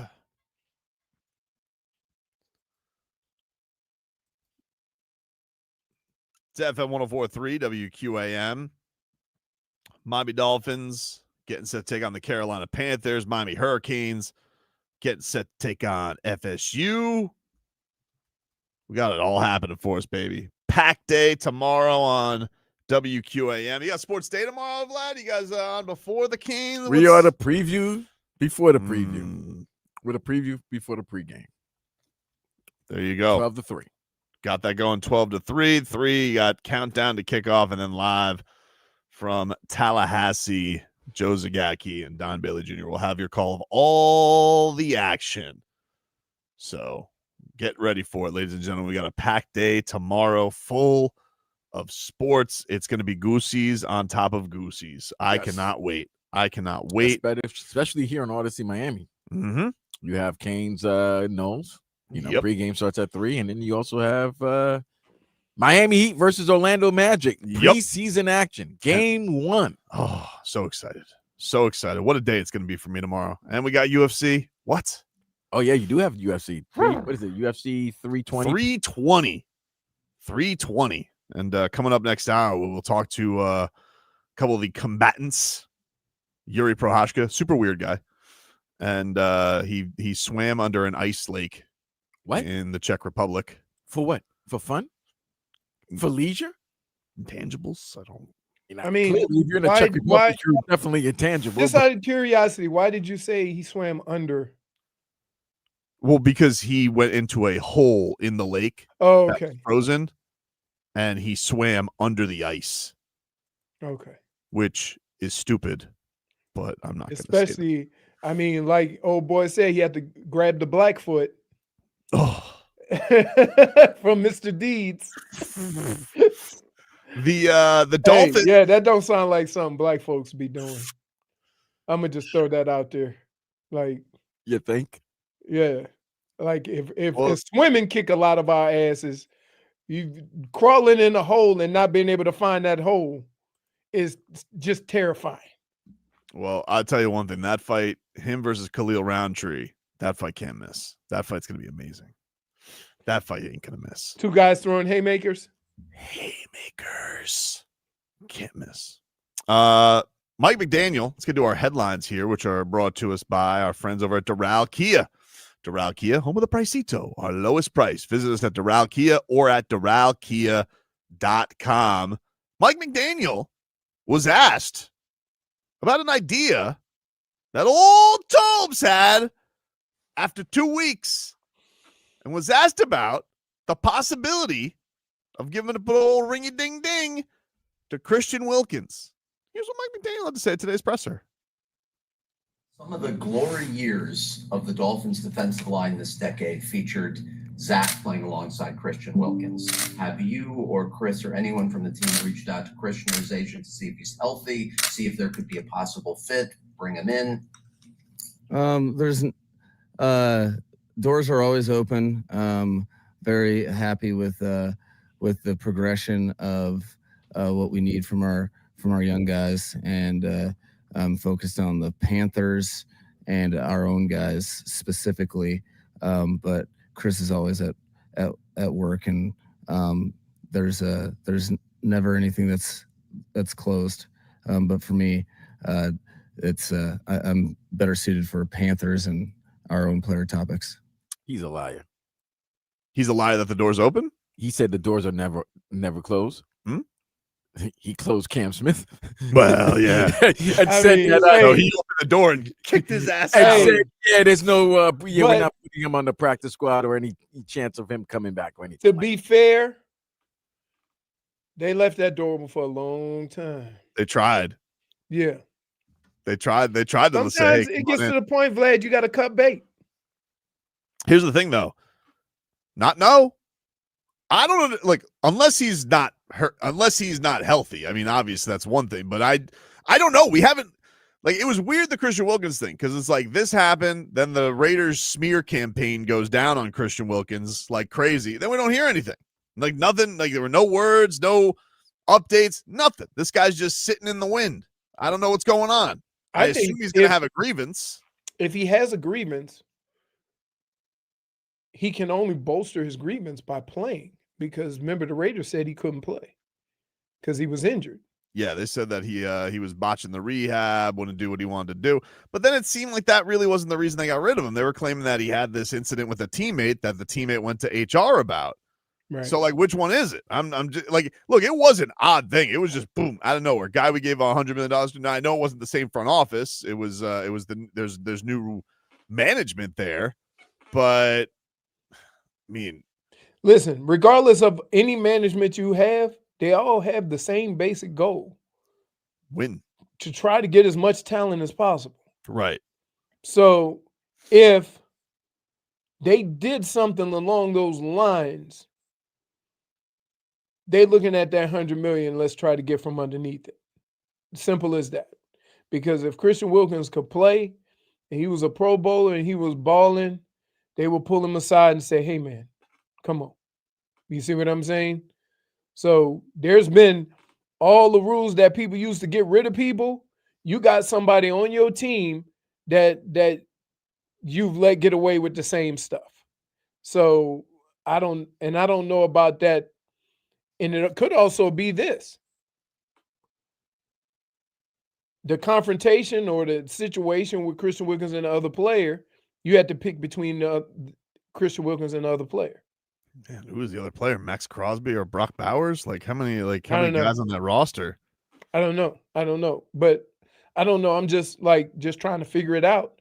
But I do know this: if they got rid of you because they said you botched your rehab and you're going to require, they said, remember it started off, he's going to require another surgery, and Chris Wilkins said no. Right? The only way you can fix that is by playing. If you don't play this whole year, then they're going to look more accurate than you are. Right. Yeah, I don't know. It's just it is an interesting thing. Like, look, I don't know if things left on the best terms, because obviously, like, he didn't get the contract that he wanted. But if you are going to play again, wouldn't you want to go somewhere where, you know, you are familiar at least with somebody you're playing next to in Zach Sealer? Now, it's not the exact same system because he wasn't here with Anthony Weaver, but, like, I don't know. Can't hurt with the way that they've been going. Mm-mm. Can't hurt at all. Mike McDaniel did, though, give some advice or some words of wisdom on the young players. Here was the Dolphins head coach on the young guys coming along. You bring new players in that aren't familiar with what you're asking them to do. You know, it's like learning how to tie your shoes. Okay, young players. There's a point where they know exactly what to do. Like when you first learn how to tie your shoes, and you have like the little bunny ear saying in your head, and then there's some point where the reps occur where it just clicks, where you're not saying the saying anymore, and you're able to. That's what a player needs to do when you're playing 1 of 11 in convicted technique and fundamentals. And so the expectation is that it's not avoiding that, it's making sure that there is consistent growth from those players and that they're getting better, whether that be within a game or from week to week. He's done? I thought there was more. I think there was more. I think I ended the cut. Wow, you did. There was more. You did the world a favor, man. Shout out to you. Where was he going with that? With bunny ears? He didn't know. He caught himself. I think he thought he had something, and I think midway through he goes, maybe they'll forget I said that. He did. Maybe if I just keep saying words, they'll forget about this, because that had nothing to do with tying your shoes. It's kind of the skill. You have the skill to play. I mean, you have the athletic ability to play the position, but you don't have the skill to be a professional yet. And you only acquire that skill by reps. And it's unfortunate that, you know, this is on-the-job training. And so, yeah. We're gonna go through those months. You were much more efficient than he was. I know. He was caught up in the air with no timeouts, and he was he basically He basically went to shoot a jump shot and then realized that he had to pass it because he's too short. When do you And think there was nowhere to pass it? Yeah, where do you think at the clip? I'm going to play this. When do you think at the clip he realizes is I have nowhere to go with this? You bring new players in that aren't familiar with what you're asking them to do. It's like learning how to tie your shoes. Okay, young players. There's a point where they know exactly what to do. Like when you first learn how to tie your shoes, and you have like the little bunny ear saying in your head, right here. That's it. And then right there, yeah, the same. Yeah, the bunny ear saying in your head, because we were all winning with the tying the shoe, right? And then you got to tie your shoe 1,000 times before it's second nature, right? Boom, got it. Move on, but no. You got to throw the sprinkles on the story by telling the bunny ear story. And now we're sitting there like a bunch of kids. Not a loop, swoop, and pole guy, huh? We're confused. Right. Which to be honest with you, I never learned the bunny ear song. I didn't either. I didn't do the bunny ears either. You lost. That's where you lost everybody. Like I'm more than sure Perk looked over at Omar. Did you learn the bunny ear song? No, I did not. Right. I mean, like the bunny. You think our boy Hal, from West Palm, you think he's remembering when he tied his shoes in bunny ears? Come on, man. Some of these guys are a little. Do kids even tie their shoes anymore? They got Velcro straps, right? Like they got my son's got slides, right? They got slides. Yeah. I'm confused. Like I look at my daughter's sneakers and I'm like, why are your strings so long? Are you doing that on purpose? No, they for some reason, like whether you wear a size 8 junior or a size 15, everybody get the same size shoelace. Crazy. I think Greg Cody's remembering when he tied his shoes. Bunny ears. That's cool. I mean, what is he talking about? As soon as he said bunny ears, that's it. That's it. I don't get it. You bring new players in that aren't familiar with what you're asking them to do. It's like learning how to tie your shoes. Okay, young players. There's a point where they know exactly what to do. Like when you first learn how to tie your shoes, and you have like the little bunny ear saying in your head. That's it. That's it. And then there's some point where the reps occur where it just clicks, where you're not saying the saying anymore, and you're able to. That's what a player needs to do. I think it's right there. One of 11. No, I thought it was. I think he was like, I'm gonna land the plane. Oh no, there's more clouds. The bunny ears. One. Wait, when he said the bunny ears is where he hit turbulence. Yeah. Now he's trying to figure. Yeah, all the mask fall, the plane shaking. We put the mask on, and we thinking, do we put our kids' mask on first or ours? Because they tell you put yours on first, then help somebody else, right? And then we might hit a air pocket where you drop 1,000 feet and whatever, and Jay says, stop acting like y'all don't know the bunny ear method. The bunny ears it's two loops and you tie them. That's how it goes, right? Like you tie, make 2 ears, flip them and go. I didn't do that method. That's not what I did, but I'm aware of it. I've taught my kids how to tie their shoes, although my son wears slip-ons. I don't know if he's recalled it, but I don't use the bunny ear. You know what? Method. Tying the shoe went the way of writing in cursive. Yes. Remember you had to learn to write cursive when you were a kid? And now if you even suggest that to a kid, they look at you like you crazy. If you're not an athlete, do you need it anymore? Wait, do kids even write cursive anymore? No. Yeah, kind of. It's all print. They do it in elementary school. They do a lot of printing. But they're way more into know how to type. Jennifer learned the bunny ears. It figures. Right. Yep. Crazy. Take a break. Back after this.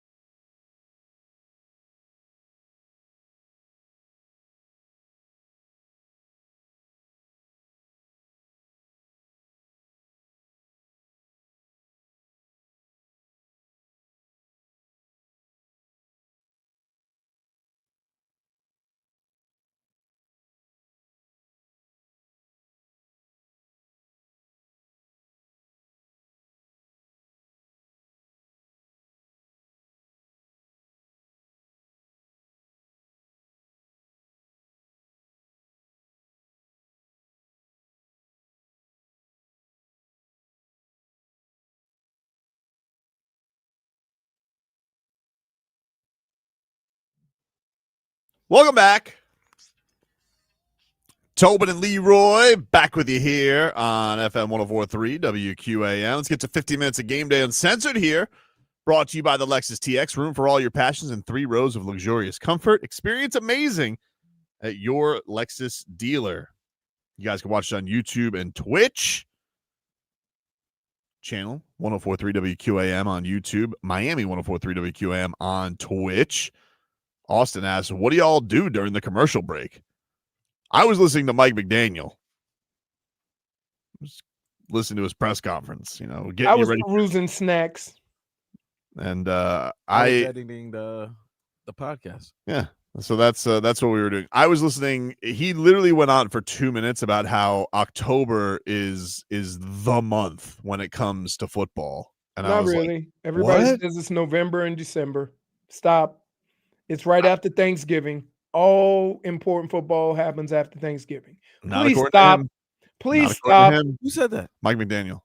That all important football happens when? Not all important football, but he was basically saying like October, that's the month, you know? And I was like, all right. And then he's not wrong. And then I was like, when does he stop talking? And he just wouldn't stop talking. Wait. We have had conversations here for how many years about when the leaves fall and it gets chilly, this team can't respond. Yeah. Well, the And leaves, you're going to sit here and tell me that the most important football is played before that? Nope. I mean, isn't the leaves changing right now? We are in fall. Not really. It's still 80s everywhere. No, we live in South Florida because we think it's 80. It's not 80 everywhere. It was like 50 yesterday in New York. Yeah, it's dropping. I'd kill for that right now. Okay, but it ain't to the danger zone for Dolphins. You talking about the football team or the actual Dolphins? The football team. Oh, okay. It takes a while for it. Do you want to hear his explanation of it? No. You sure? Fine. I mean, I don't want to like, can you put it in the pause one? Because it's in there. It's Mike McDaniel October is where it's at. Because I want to be able to pause and continue. Like, I don't have that ability with my buttons, you know, just in case Leroy gets too. Oh, you know, so you absolutely know what I'm getting ready to do. No, I don't know. Maybe you'll be intrigued. Vlad, Maybe you'll be intrigued. He set you up. So go ahead. Now, keep in mind, I've already prefaced these comments right on what this team has experienced over the last 20 plus years. Which I don't disagree with you. Yep. Okay. That's factual. Yep. That's factual. It ain't fall football that gets them in trouble. It's snow, frozen tundra, December, January. So all football after Thanksgiving, everybody has said this team can't win, right? That this has been established, correct? Right. So now let's listen to the comments. All right. Play that thing, Vlad. The biggest thing that I talked to the players about is the month of October and how you're set up to be distracted. So what happens is each and every year, September comes with a flurry of we haven't had football and wow, this is what things, there's overreaction week 1 and week 2, all those things. Week 3, you start and over then 3. You get into the first quarter of the season. The first quarter of the season's done. October hits and teams either get better or they get worse. No in between. And what happens is there's absolutes that people, you know, there's so many distractions, whether it's like I had expectation to have this many numbers going into this, or I thought I was going to be this, that, or the other, or when in reality it's about how we what we learned from last game that we can apply this game. It's 1 week 1 week seasons where you're trying to go 1-0, and anything that deviates from that focus, like absolute certainties of, well, we played well. All players are up each and every week with the opportunity to showcase their skills and why they're here. And if you get caught up in, the first drive of last game, which is easy to do, you can, drive yourself crazy with different realities. There's also within that What I see is growth, and okay. it's Okay. We didn't get to the landing zone though. Nah, he had 27 seconds. I didn't want to hear. Hey. I didn't want him to land. Not for nothing. He had a big point on the October thing. But He was good on that. in order. Oh no, he didn't finish it though. He was bringing it back. No. He was good. Like when he said, we get into the, everybody's all hype in September. He was right. I was with him right there. Yeah, but you didn't get to the point where he said trick plays and pumpkin spice yum yum. No, what? Wait, what? No, he didn't. No, he didn't. No, he didn't. So Don't so tell me here's, you- so He here's didn't the turn deal. this into a Starbucks conversation. Here's the deal. I'm a big So- snack time guy. So whenever you're commenting on something, you have to be aware, right? You have to be aware of what your struggles have been. And your struggles have been as soon as the ground gets a little frosty. Right? That's no secret. Right. Well, I mean, there's only certain Now- locations from here though. You know who October football is important to? Who? Teams that start off 0-3, 1-3, Mhm. 2-2 in disappointments, Mm-hmm. 3-1 but don't look good, because now you're trying to identify what teams is fool's gold that have good records. We've seen this. How many times we see teams start off, hell, it happened to the Eagles 2 years ago. Started off 10-0 and didn't and Fell off a like cliff, yeah. Yeah. right. 10-1. Yeah. It happens. It happened to the Dolphins on a number of occasions Mm-hmm. while Mike McDaniel was here, right? Now, the reason why football is so important and he's trying to sell it and land the plane on October is because they're 1-3. That's it. That's it. Because if you're 3-1, you're talking about continuing building for the playoffs, building to be the best version of what you can be at the end of the year, right? So the reason why October is important, one, because look at your schedule, and two, you're 1-3. So while all that he's saying sounds great, right? And he's trying to motivate his team to pay attention in October. Soon as you play on the first frosted field, that's when everybody's going to really look at this team. Unless the damage is done already. Unless the damage is done. Correct. We'll take a break, mix things up on the other side of the mixed bag.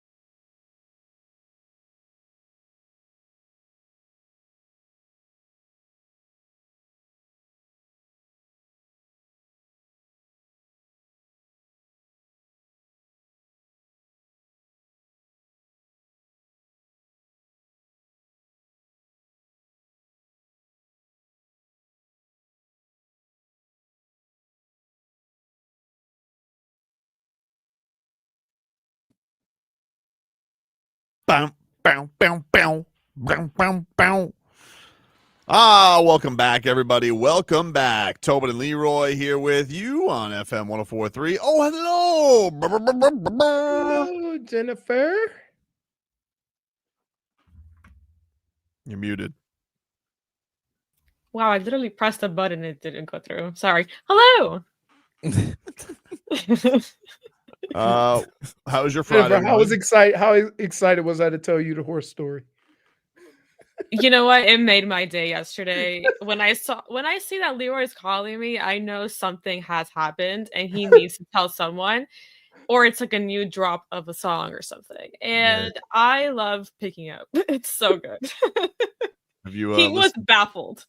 Have you listened to Tay-Tay's new album? It came out today?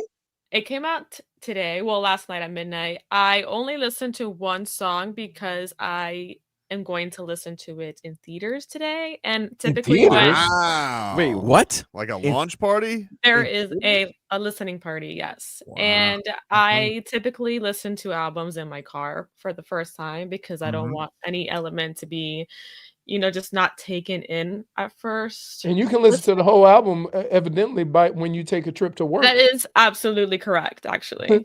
I love listening to new albums in my car. All right.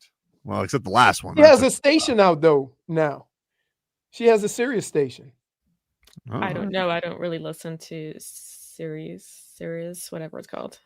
Sirius. Channel 13. Sirius.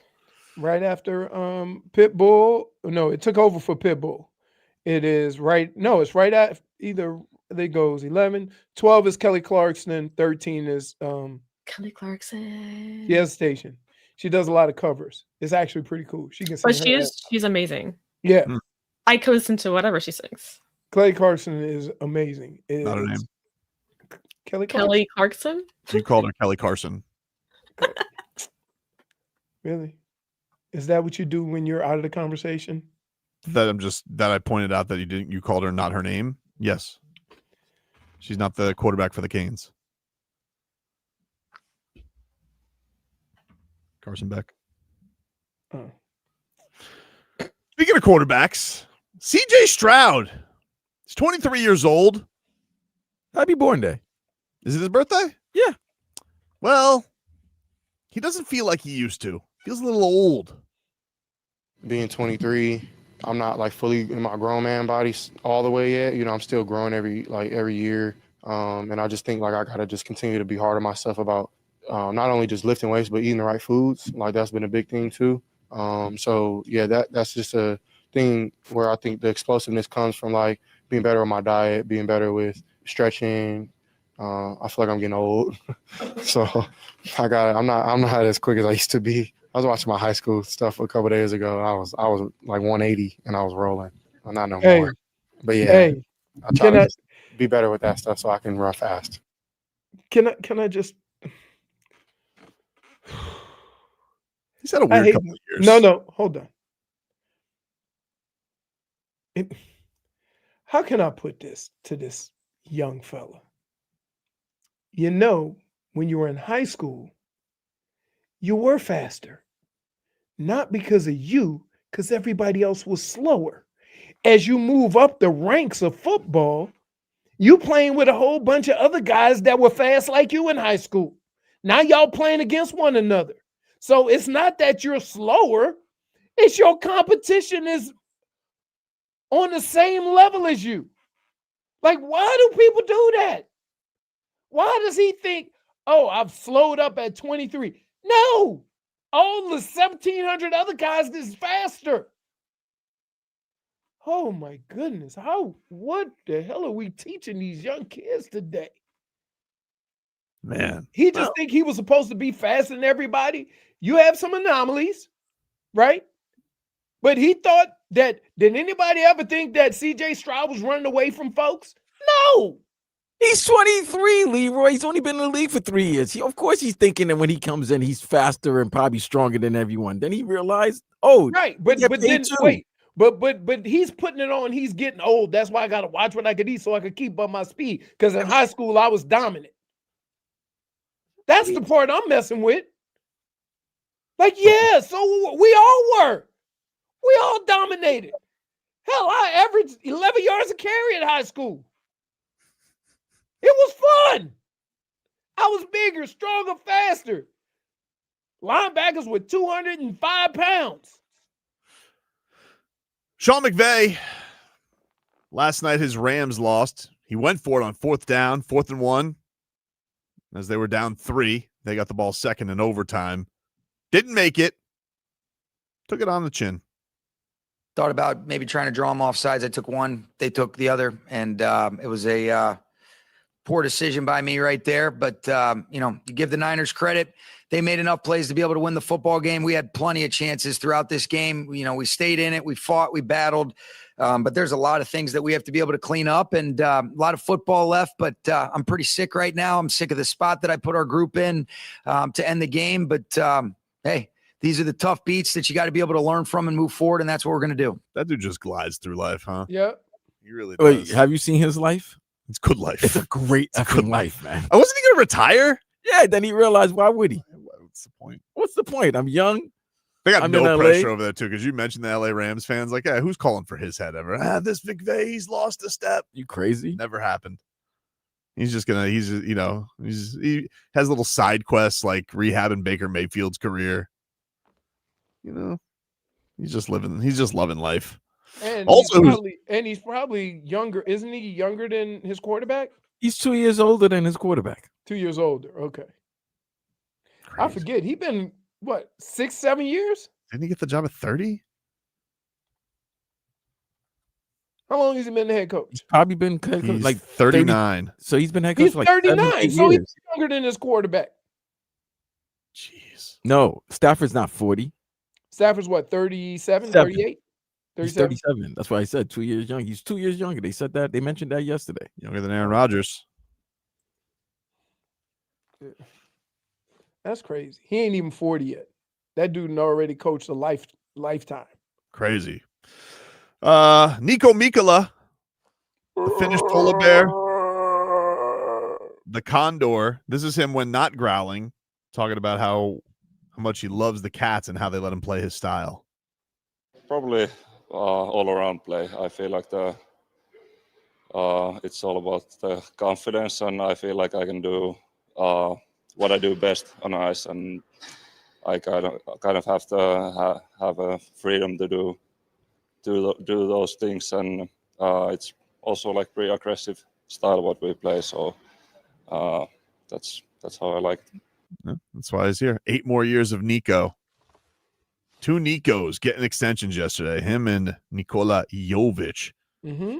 So congratulations to both those guys, and Niko Mikkola. Congratulations to 8 more years of mashing people's face in the ice. Did you see how he said that he saw all his teammates staying, and he said, "Well, I'm not going to just break this up. I'm going to stay myself." Yeah, no, it is impressive. So you can't be that guy, huh? He can't be that guy. Can't be the guy to lead. You got to mess up the family dynamic. You got to take the less of the money and just keep with the crew. Mm-hmm. There's going to be somebody. Someone's going to get lured away, being like, "Guys, this 3P was great." I think it only happens with a trade. I need some money. Who's going to be the guy? I think it only happens with a trade. Other than that, why would anybody want to leave? I don't even know. I don't think they would. I don't even know who's not locked up right now. I mean, the only guy right now, Sergey? like Rodriguez? do you think Bob does like a 1 year? He's gonna do it 1 year.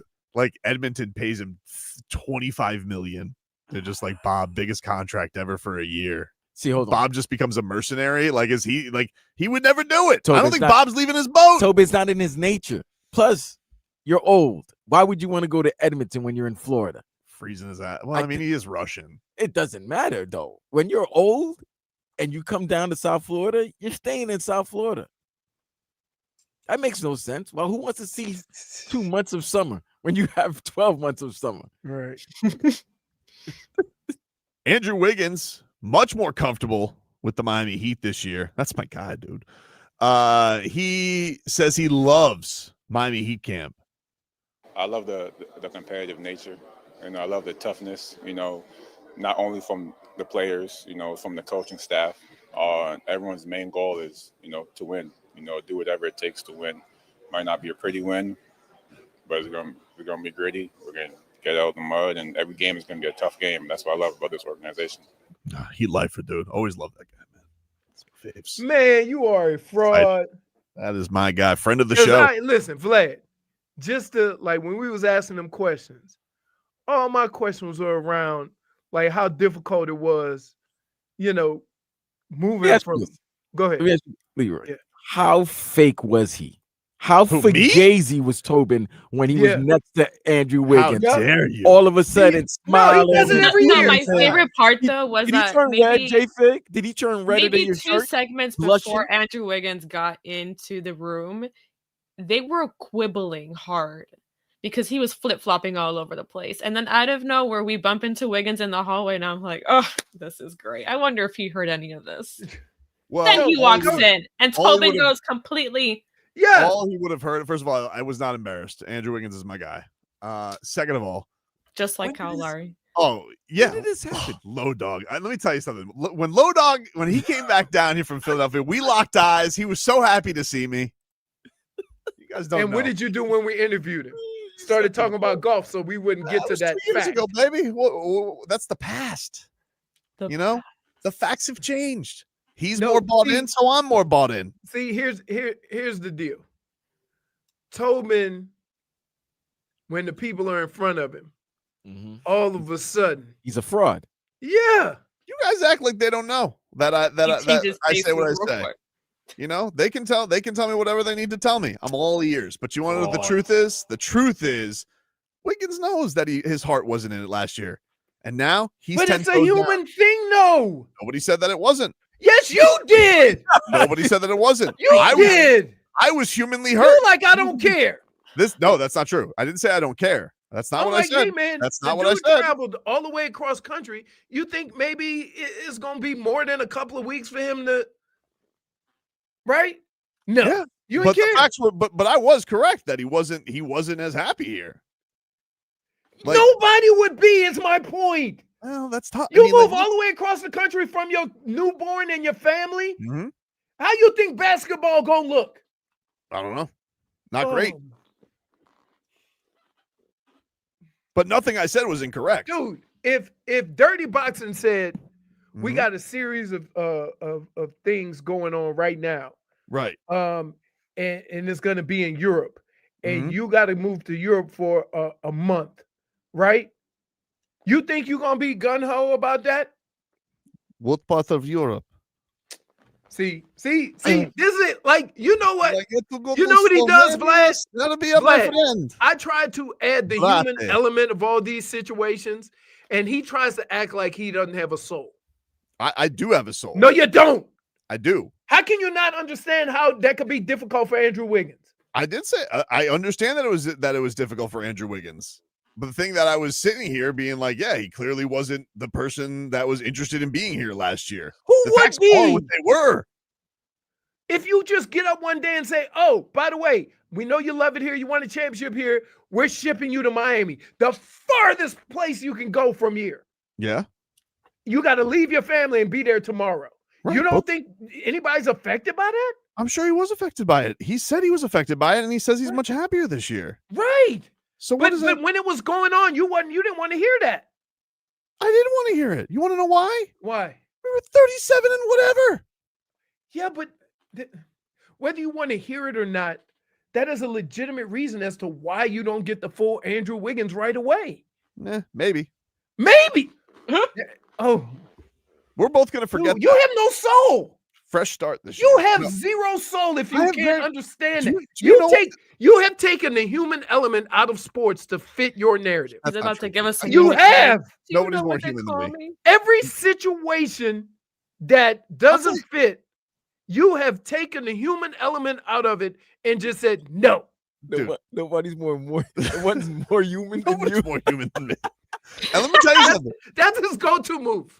I'm the greatest human. I didn't say greatest. I said nobody's more human than me. He said nobody's more human than Nobody's more human than me. And let me tell you something. You want to know what's in my soul? What? Chicken. Feel the heat down in my soul. How that's much worse. Wait, pot roast. Like, come on, dude. All I'm saying is, I didn't say you couldn't have a problem with it.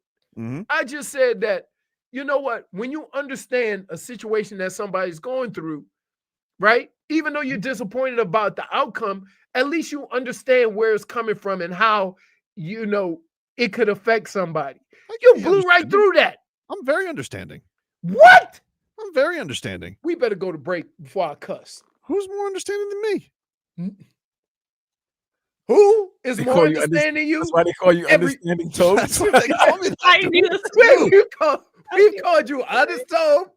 Understand her. Honest Even Tobe, Tommy understanding said nobody called you that. Yeah, that's right. Tommy Listen, said that. I'm He doesn't excited have about to listen this. to the show. He knows. Wait, Andrew Wiggins. Wait, Andrew Andrew Wiggins you and I. serious right now? Yeah, Are dude. you Andrew really Wiggins- serious? Look at his face. No, he's not. How excited?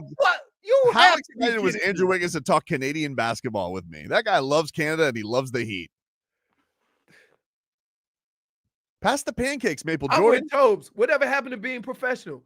Dude, I'm not saying that he wasn't What being did you call him? professional.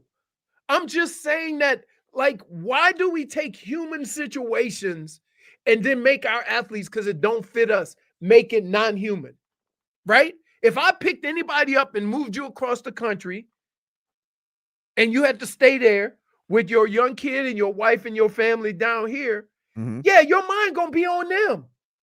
That's human nature. But then to say, oh, an athlete, it's part of the game. You got to be a professional. I'm not questioning that. I'm just asking you, understand the human aspect of this and how you would feel in the same situation. And everybody just says, I don't care. I want my basketball to be good. That's the part I'm fighting. I understand that Andrew Wiggins came into a tough situation.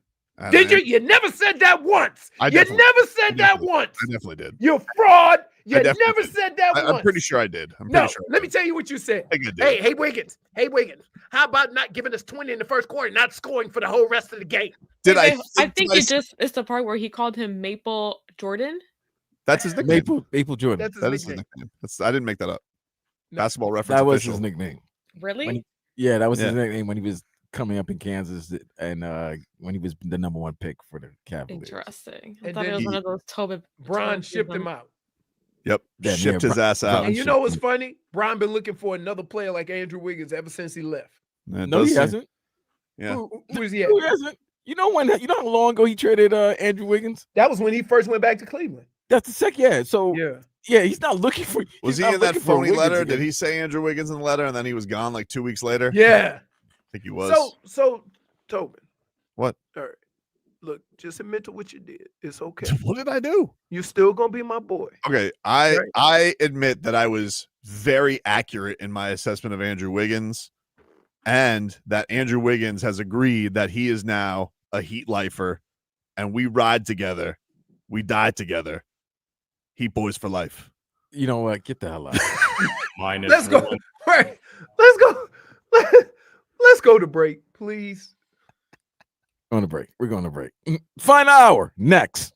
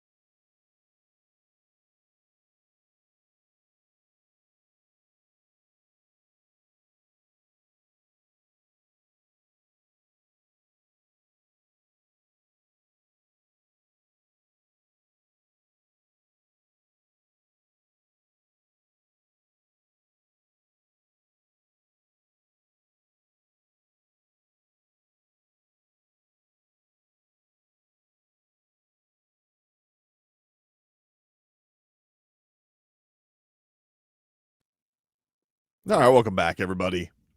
Tobin and Leroy here with you. FM 104.3 WQAM. Take you guys up until 2 here on the program. Let's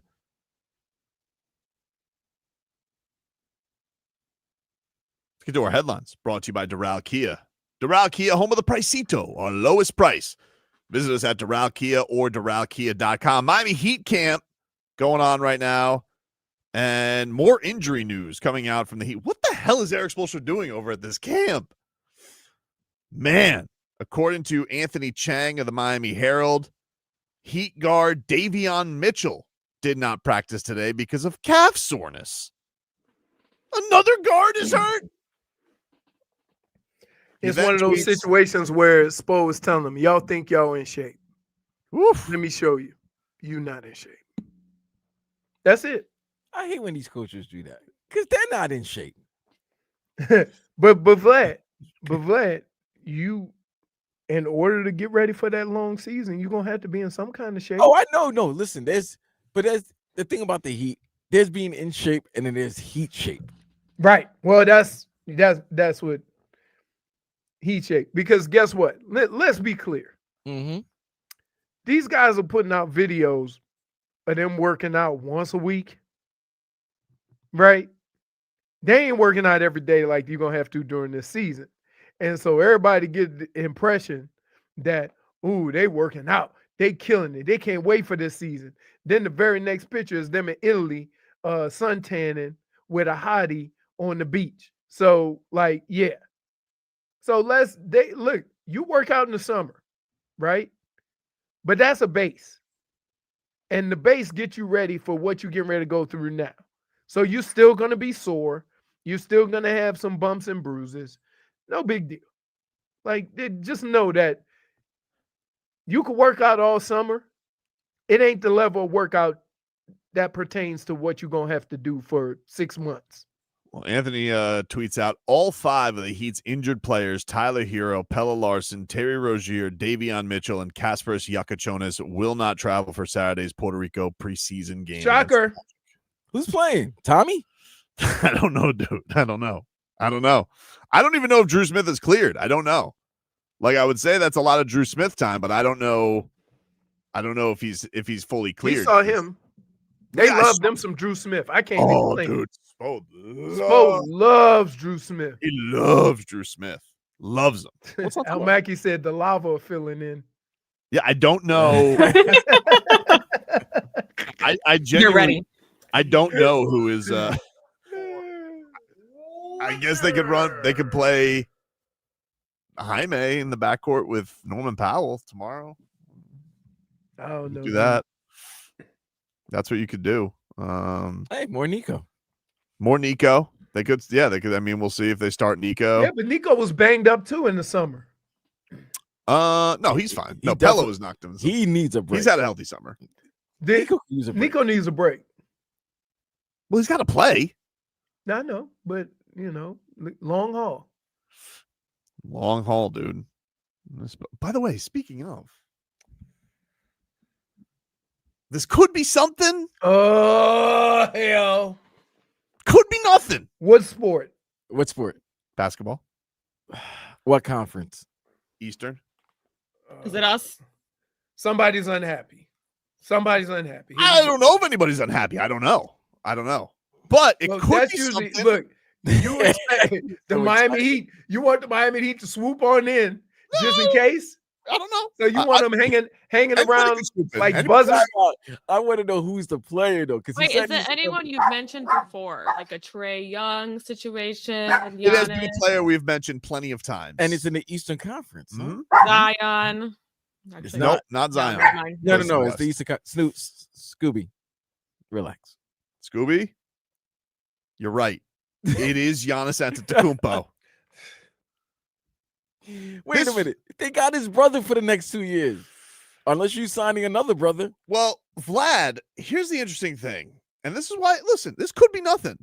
Well, it could be something. So Monday, does anybody else other than you think this? I don't know. Wait. I need to know your source. I mean, my source is Eric Nem. He covers the Bucks. For Milwaukee. Okay. So the Bucks play in Miami on Monday, right? Okay. They play a preseason game.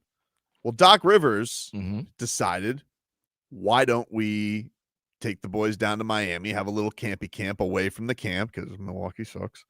And Doc Rivers probably wants to get in the nice way. Doc, why would you want to do that? Hell, I don't know. Have you ever been to Milwaukee? Well, Giannis was not with the team in Milwaukee. He was in Greece because he had COVID. That was the rumor. That's what he says. Well, wouldn't you know it? Once Giannis found out more COVID that they were flying to Miami, who decides to fly to Miami for their little training camp but Giannis Antetokounmpo? Interesting. So he went to visit his team, his current team, who's playing in Miami and are facing the Heat Monday night. Yep. He decided, let me go, and he's like, oh, you guys are, wait, where are you going? Miami, huh? Love that place. Interesting. Tobin. Very interesting. Tobin, what if they went to Las Vegas? But they're not in Las Vegas, are they, Vlad? They're not in Las Vegas, are they? They could have gone anywhere. Hey, Vlad. Very interesting. Vlad. Pretty interesting, Tobin. To only you. Really? Yeah. I don't know. I mean, look, he could have stayed away with COVID, but he wanted to get himself a little 305 action. He said, y'all just saw the cheek sign signal like Batman. Just saying. Like the Krispy Kreme. Like the Krispy Kreme signal. Just couldn't miss a weekend. Oh, he's had the whole summer. Wait, he don't have COVID no more? Apparently not. I don't want him down here spreading COVID. It went away. Apparently somehow. not. It Apparently went away with Asstron. Miami. Apparently Asstron is the cure for COVID. People still getting told that- COVID? I've been told that for the last 5 years. Apparently so. Asstron was the cure for COVID. Interesting. Sweat it out. Hey, listen, could be nothing. Maybe he just likes the beach. Could be nothing. Yeah. Or we all talk about maybe the as weather soon as he changing now. wait, or counterpoint, maybe after he was over the COVID, he just went to meet his team, and it just happened to be Miami. It's interesting that it did. Do you think he would have gotten as healthy if it was in Detroit? Who wants to go summer camp in Detroit? Who wants to do camp in Detroit? Exactly, dude. It's all falling into place. What if it was in Vegas and he went? Yeah. You guys keep saying that, but he didn't. You know what? I can't live in hypotheticals. You just said Detroit. You cannot What live are in you talking about? Hypotheticals, can I? Wait a minute. Did you just say wait? Did you say what if he went to Detroit? I can only go Did by you what not? happened. I said if they got to Detroit, I bet you wouldn't have gotten as healthy. Okay, we don't say live in hypotheticals. Okay, we don't live in hypotheticals. Then don't bring up bad places. Oh my goodness. Is he Balls done with up. COVID? Am I making an assumption that he's done with COVID? I'm not a doctor. I don't know. I don't know what's in Giannis's soul. Except the heat. If you say that he Dude, Vlad, can I just tell you, this dude makes it real difficult to be his friend sometimes. Why? Why? Things like this. Yes. That's not nice. You what? That's not nice. You carrying on, dude. I feel like carrying on. Sometimes having a conversation with you, it sounds like I'm standing outside the gate of Area 51. That's crazy, dude. I'm just. Wow. what a place to stand, huh? I would love to stand I'm there. looking in because I don't quite understand all of the. How can he not understand? All of a sudden, he got cured by disease because he wants to be. Maybe he was healthy. Interesting. What makes you healthy, huh? Aren't you jumping to assumptions also? I'm not assuming anything. I'm going Yes, by you the are. facts. All of a sudden, Giannis is getting off his Okay, ass. so But is it- technically, wait. he's going off what he's actually seen. So it's not Is assumptions. it safe to say that if he's traveling to Miami, that he's probably over COVID? Now, I will say this. Sounds like he's over living in Well, Milwaukee. hold on. Let me say this. I'm not gonna make the assumption that he had COVID. I'm gonna just say that was a legitimate reason to keep him out of camp. Interesting. So Take a break. Back after this.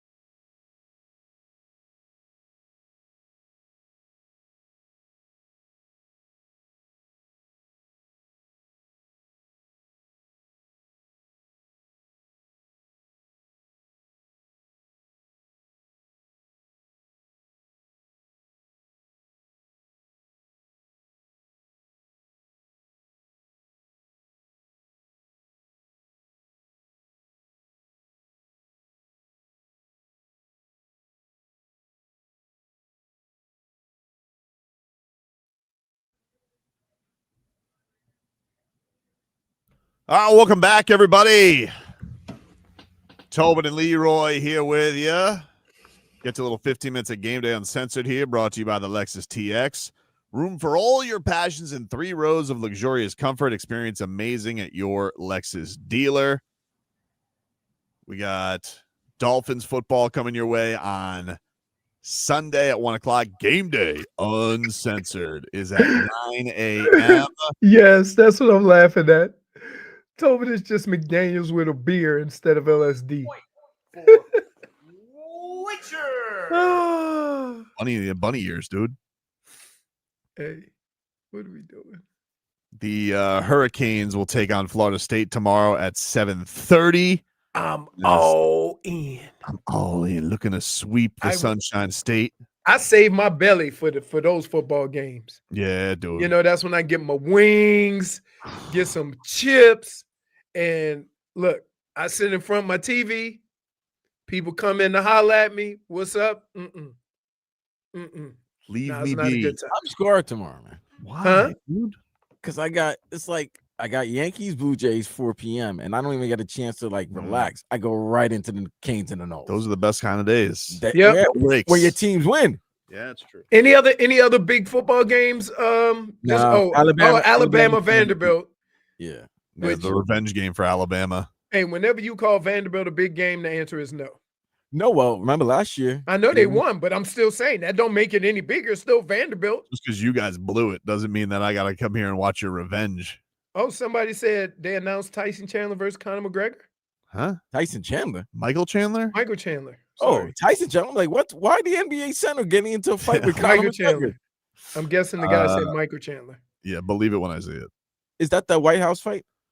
That's what they say. But so I mean, whatever. Don't believe it. I don't believe it. Yeah. First of all, with all the chaos going on in the world, you think you're gonna have a fight, an MMA fight in front of the White House? In front of the White House, with you gonna build a stage and all that? No, man, that's not. I don't care how you asking for trouble. You are asking for trouble. You asking for trouble. They how many people you gonna have building stuff? I don't care if you vet them or whatever. Mm-hmm. Like, it don't matter. Don't put yourself in that situation. So tomorrow, Canes and Knowles, 7:30. Countdown to kickoff begins at 3. You got Sports Day with Stan Day and Vlad starting at noon. So we got you covered all day tomorrow. Miami Heat, they start preseason action tomorrow against the Orlando Magic in Puerto Rico. That game is on AM 560. So you'll be able to hear that. And then, of course, tomorrow night, UFC 320 coming at you live from Las Vegas. Yeah, I can't say I'm gonna be too into that. We got a lot of stuff going on. You know what I'm saying? You might be tuckered out by then. I'm gonna be a couple of Cafe Bustelos in. And keep in mind, I'm still scarred from that last fight I watched until 1 a.m.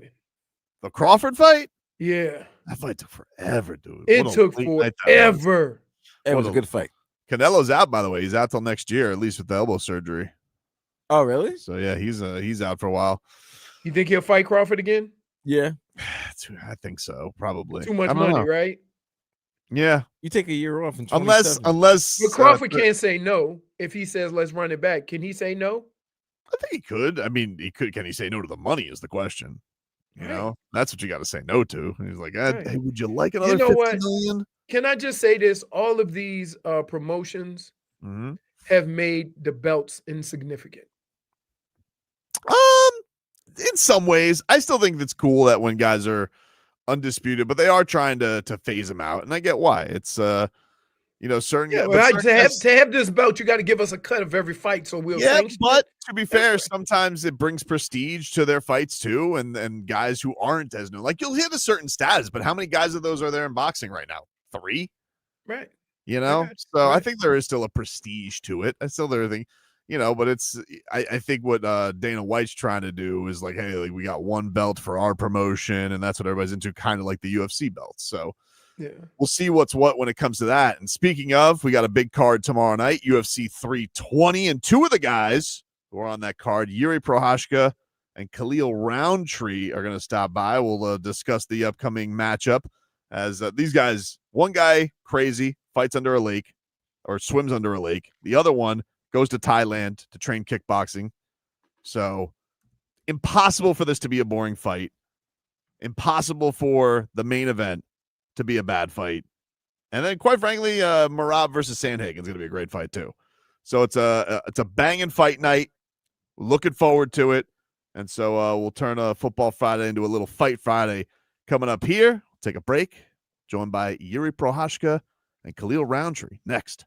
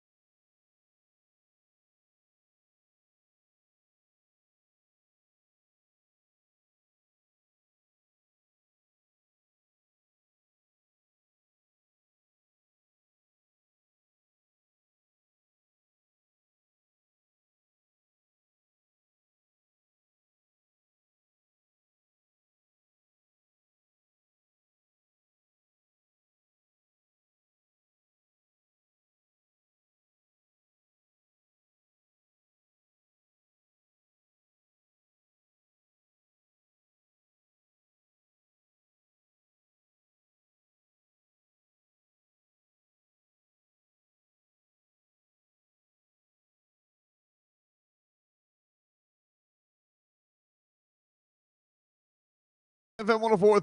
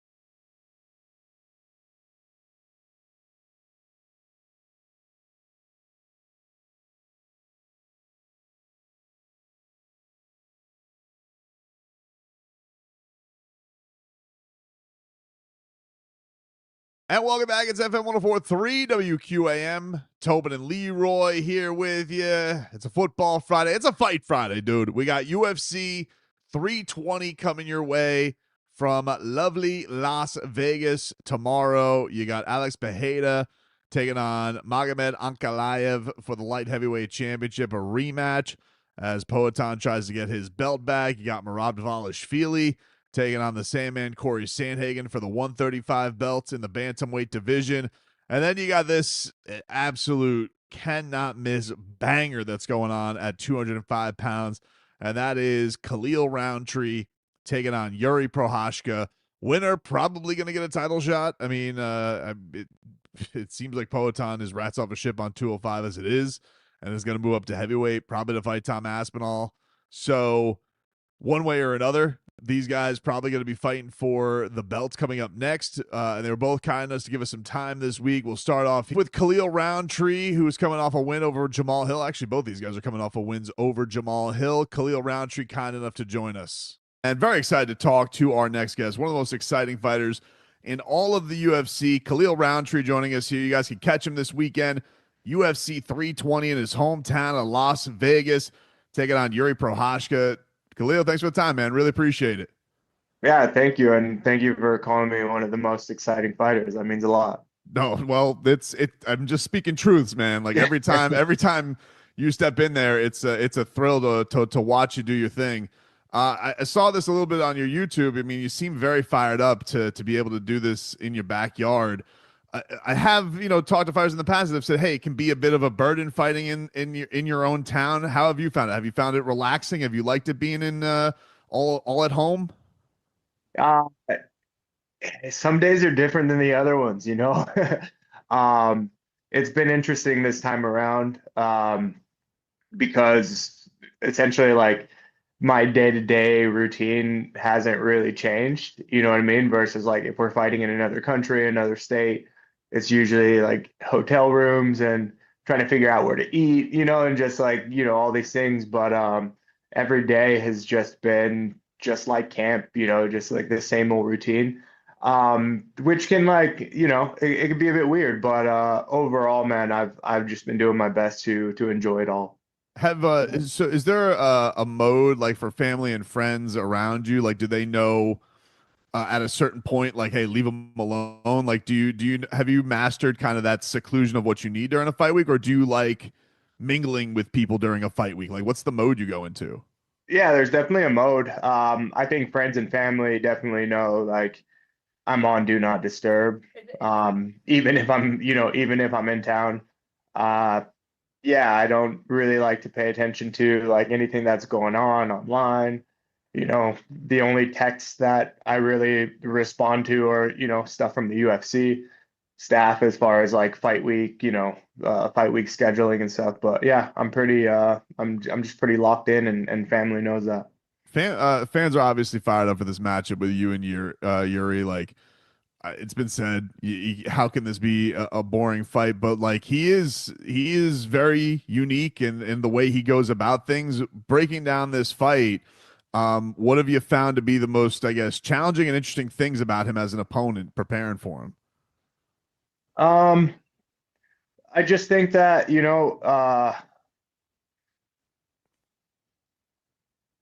it's just going to be an interesting thing. Like, I think for the most part, I'm just, prepared for fight night. Yeah, fans are correct. Everybody who has seen, his style and seen my style, I guess they kind of know what to expect. And it's really just, my job to go in there and just be prepared for, for whatever it is he brings. But I don't necessarily think that I'll be, surprised by anything unique or unorthodox. It's expected.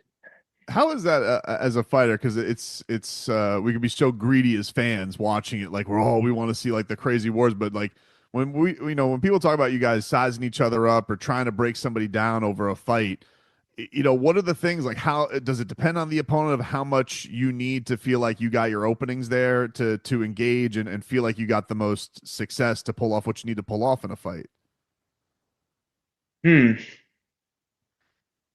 I think it's just different for every individual, like fighting compared to, let's say, like a basketball or football, right? It's like it's a team sport.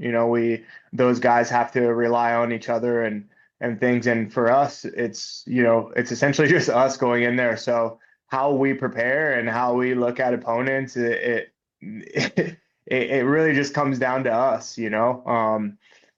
And I think for me, I'd like to say, I'd like to think confidently that, I've done what I need to do, to be able to solve the problem. Yeah.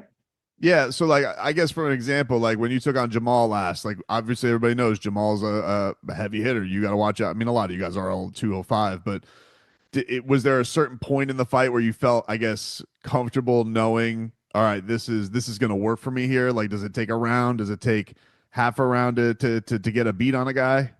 Yeah, it varies. It varies with each opponent. I think that I kind of found my stride probably midway through the first round, with Jamal. With other guys, with other guys, it really just kind of shifts. It's the tides turn depending on the round. Sometimes it takes two, sometimes it takes one. So I'm interested to see how long it takes for me to find that stride on Saturday. I mean, you're knocking on the door of a title. You've been taking on former champions, been in a championship fight, and your journey's been, so awesome to watch. How has it felt, I guess, this chapter of your career of like being right there amongst the elite and getting the chance to test your skills, and has it matched up to what you thought it was? Is it more difficult? Do you feel right there? Do you feel like you're getting even better? Like where do you find yourself grading yourself against championship caliber opponents? Like when I look at the stats and placements and the rankings and stuff, I can see that I'm right there. And the rest of it just is just like work and focus. It's nice to be in this position, but it's a lot harder to keep this position. There's a lot more work and things that go into to being up here. The higher you climb the mountain, the higher the altitude gets. It's harder to breathe up here. You know what I mean? There's less oxygen up here. It's further away, far down. The way back is a lot further than the way up, and so it's just a lot of work and and just continuing to try to reach the top. You do in your career, you've done so many great things to sharpen those skills, like going to Thailand and things like that. When you feel like as your career, do you keep looking for those edges, or at this point in your career, do you feel like you're like kind of smoothing out what has worked for you the best to I guess keep getting edges? Yeah, I think it's a little bit of both. I'm the type of guy where I love new things. I love learning new things. I like to feel like, I remain a student of the game. But then I also have to kind of get a little bit comfortable with like, okay, I've got the tools, you know what I mean? So I don't need to keep adding all of these new things because, the ingredients right now, they work. So it's a good even balance. But I think, and I like my plan is to, for the rest of my life, continue to just learn new things, learn new perspectives, new techniques, and just evolve as a martial artist. Anytime I think about an example of an MMA fighter, I always think of Anderson Silva. Even in his retired days now, he's still training, he's still learning, even if he's not going out there and competing. So I'd love to follow in those footsteps. You ever go back and like YouTube fights? Like, is that a thing? Would you ever like, hey, I'm going to go see Anderson's greatest hits just because I want to see something? Yeah. There have been times where I'll go back and, watch some of my favorite fights from Anderson and just kind of like take into consideration like where he was in his career. What was it like going through, all of this stuff, being the best in the world, just being untouchable at times, and just trying to relate, I guess, and just learn through through watching. Yeah. Some of the stuff on your vlogs was interesting, and you said something about you like doing music and art stuff, and that you've maybe had to put some of that stuff on the side because of your fighting career. How much does that stuff like bring you relief, like that artsy stuff, that you get to kind of express yourself in a different way than just being a menacing badass all the time? Yeah, I mean, in the past, it's given me a lot of relief. I mean, like, I'm the type of guy where, like, man, you can lock me in a studio for all day and I'll have so much fun just creating, and just for myself. Not that I'm trying to make like #1 hits and stuff, but like just something about, like making music and expressing emotions and stuff through various type of arts. Yeah, there's always been like a safe place in that for me. And yeah, right now there hasn't really been enough time in the day, for me to just like zone out and focus on, creating music and stuff for hobbies. So it plays a big part of my life. And I think that's another thing that, when fighting's all over, I think I'll have some instruments and recording equipment and stuff at home just for the sake of, having it just for enjoyment. Is that like you think post fight life, is that something you want to just pursue even more? Is there another avenue in the arts that you want to do even more, like that you've thought about, or do you think it will always kind of stay at hobby range for you? I definitely know that music will always stay at a hobby range. I was never like the best musician, it was always just something that really just brought me comfort, just comfort and fun. I played in a couple of bands and stuff, which like they were pretty good, but I was never like, the best guitarist in the band and stuff. But I think as far as like creative outlets, after fighting would probably be more like in the fashion space for me. Yeah. Like design clothes? Yeah, so like right now, I'm co-creative director of the brand Santo Studio, for our submission collection. So we have clothing, shoes, bags, like we have everything that covers every area of like apparel. And we just launched the Tempo collection, and then the Tempo submission collection, which will be for any type of grappling, martial arts, surfing, like compression wear. So I have a co-creative director spot in that, which also allows me to have some type of creative input in something that's, pretty artistic. And the guys within the company know that I've got a big mission at hand. I'm chasing the belt. So, which is why I'm like co-creative director. There's other guys that are, giving a lot of input, but they do allow me in there so that I can kind of give my, my 2 cents when I have the time. And that's it's a really good start. And it's a really good, it's a really good outlet for me to just kind of start that, after fight, learning the fashion business, learning just business in general. It's been really cool when I have the time. Yeah. That's very awesome. Khalil Roundtree, catch him this weekend on UFC 320 on ESPN Plus pay-per-view. Before I get you out of here, you do train around Merab, and I just curious because I just love his spirit watching him fight. Like, what are the things when you see him work day to day that you just are like, that's what makes him him? Man, he's relentless. The energy, I don't know where he gets so much energy. Like the output is consistent on a day-to-day basis.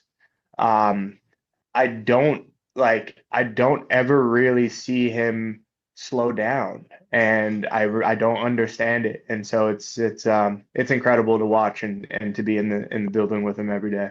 Well, it's always incredible to watch you fight, Khalil. We really appreciate the time, man. Looking forward to watching this weekend. Have a healthy week, man, and thanks for giving us some time. Thanks, I appreciate it. Appreciate Khalil for the time. Now we swing it over to the former champ, the man who is a man of mystery in some ways, always one with nature, has one of the most exciting styles in all of the UFC, and that is Yuri Prochazka, former UFC light heavyweight champion. Yuri Prochazka joining us here. Yuri, thanks for the time, man. Really appreciate you. Hello, everyone. Great day to everyone. It's great. It's great now that we got you here, man. Yuri, I gotta understand, man. This training on an ice lake. I mean, I know that you are a guy who likes to be one with nature, but like, where do you find these places that you go train? These seem like extreme ideas. It find me it find myself like I didn't look for that, so it find me. It found me. So what do you mean by that? Like, is it like, so somebody's just like, hey, I got an idea for you, or you're just always wondering, this is just what it comes up to? Man, when you're open inside yourself, and when you are ready, these challenges and these opportunities came just like that. You just have to be open and see these challenges like really clearly, that this is what I really want. So this is it. But okay, so how does it go though, where it's like, all right, you're on the ice and then you decide, I'm going to go swing under the ice. How does that go down? What one more time, sorry? So how does it go from your training on the ice, right? Yeah. And then you Yeah. decide, I'm going to go swim under the ice. How does this what how does that all come to be? No, there is one guy, David Wenzel, in Czech Republic, and he's record he is a record man in this discipline, to swimming under the ice, swimming under the water, swimming deep in the lake. And he just called me and he know that I like the challenges, and he knows a lot of things about me that I like, challenges. So he just asked me if I want to push my limits and to understand a new side of myself. And I just accept that challenge, because we can speak about that. I can describe it to you, how it looked like, how I felt and whatever. But man, it's totally different world under the ice, in the swimming, like more than 10 meters under the ice. It's like it's another world. It's another world, not just around you, also inside you. So, and that's why I'm doing that, to push myself, to know myself much better, to know myself, to I can do whatever I want. Could you take us there at all? Like, is it scary? Is it peaceful? Like, what's it like when you're under there? In the end, it's pure happiness, but the preparation is I don't know it's like by the person. Yeah. For me it was a little bit scary, a little bit I was a little bit afraid if I have enough because I just trained one day for these 30 meters under the ice. So but I know the swim underwater. Yeah, underwater is good, but under the ice, 30 meters, ice water. So it's not so easy, you know. Yeah, but everything, it's all about self-confidence and training. That's all about. Well, what did you get the ideas in your methods? Like, I saw the no breathing while you run. What is it about separating, I guess, the breathing from the action? Like, why do you do that? And this is the opposite of the swimming underwater, because in the under the water and swimming under the ice, you want to take a lot of oxygen inside of you. These breathing methods, what I did with the clip on the nose, it's about the tolerance for carbon dioxide, and yeah, that's the trash from the breathing, you know.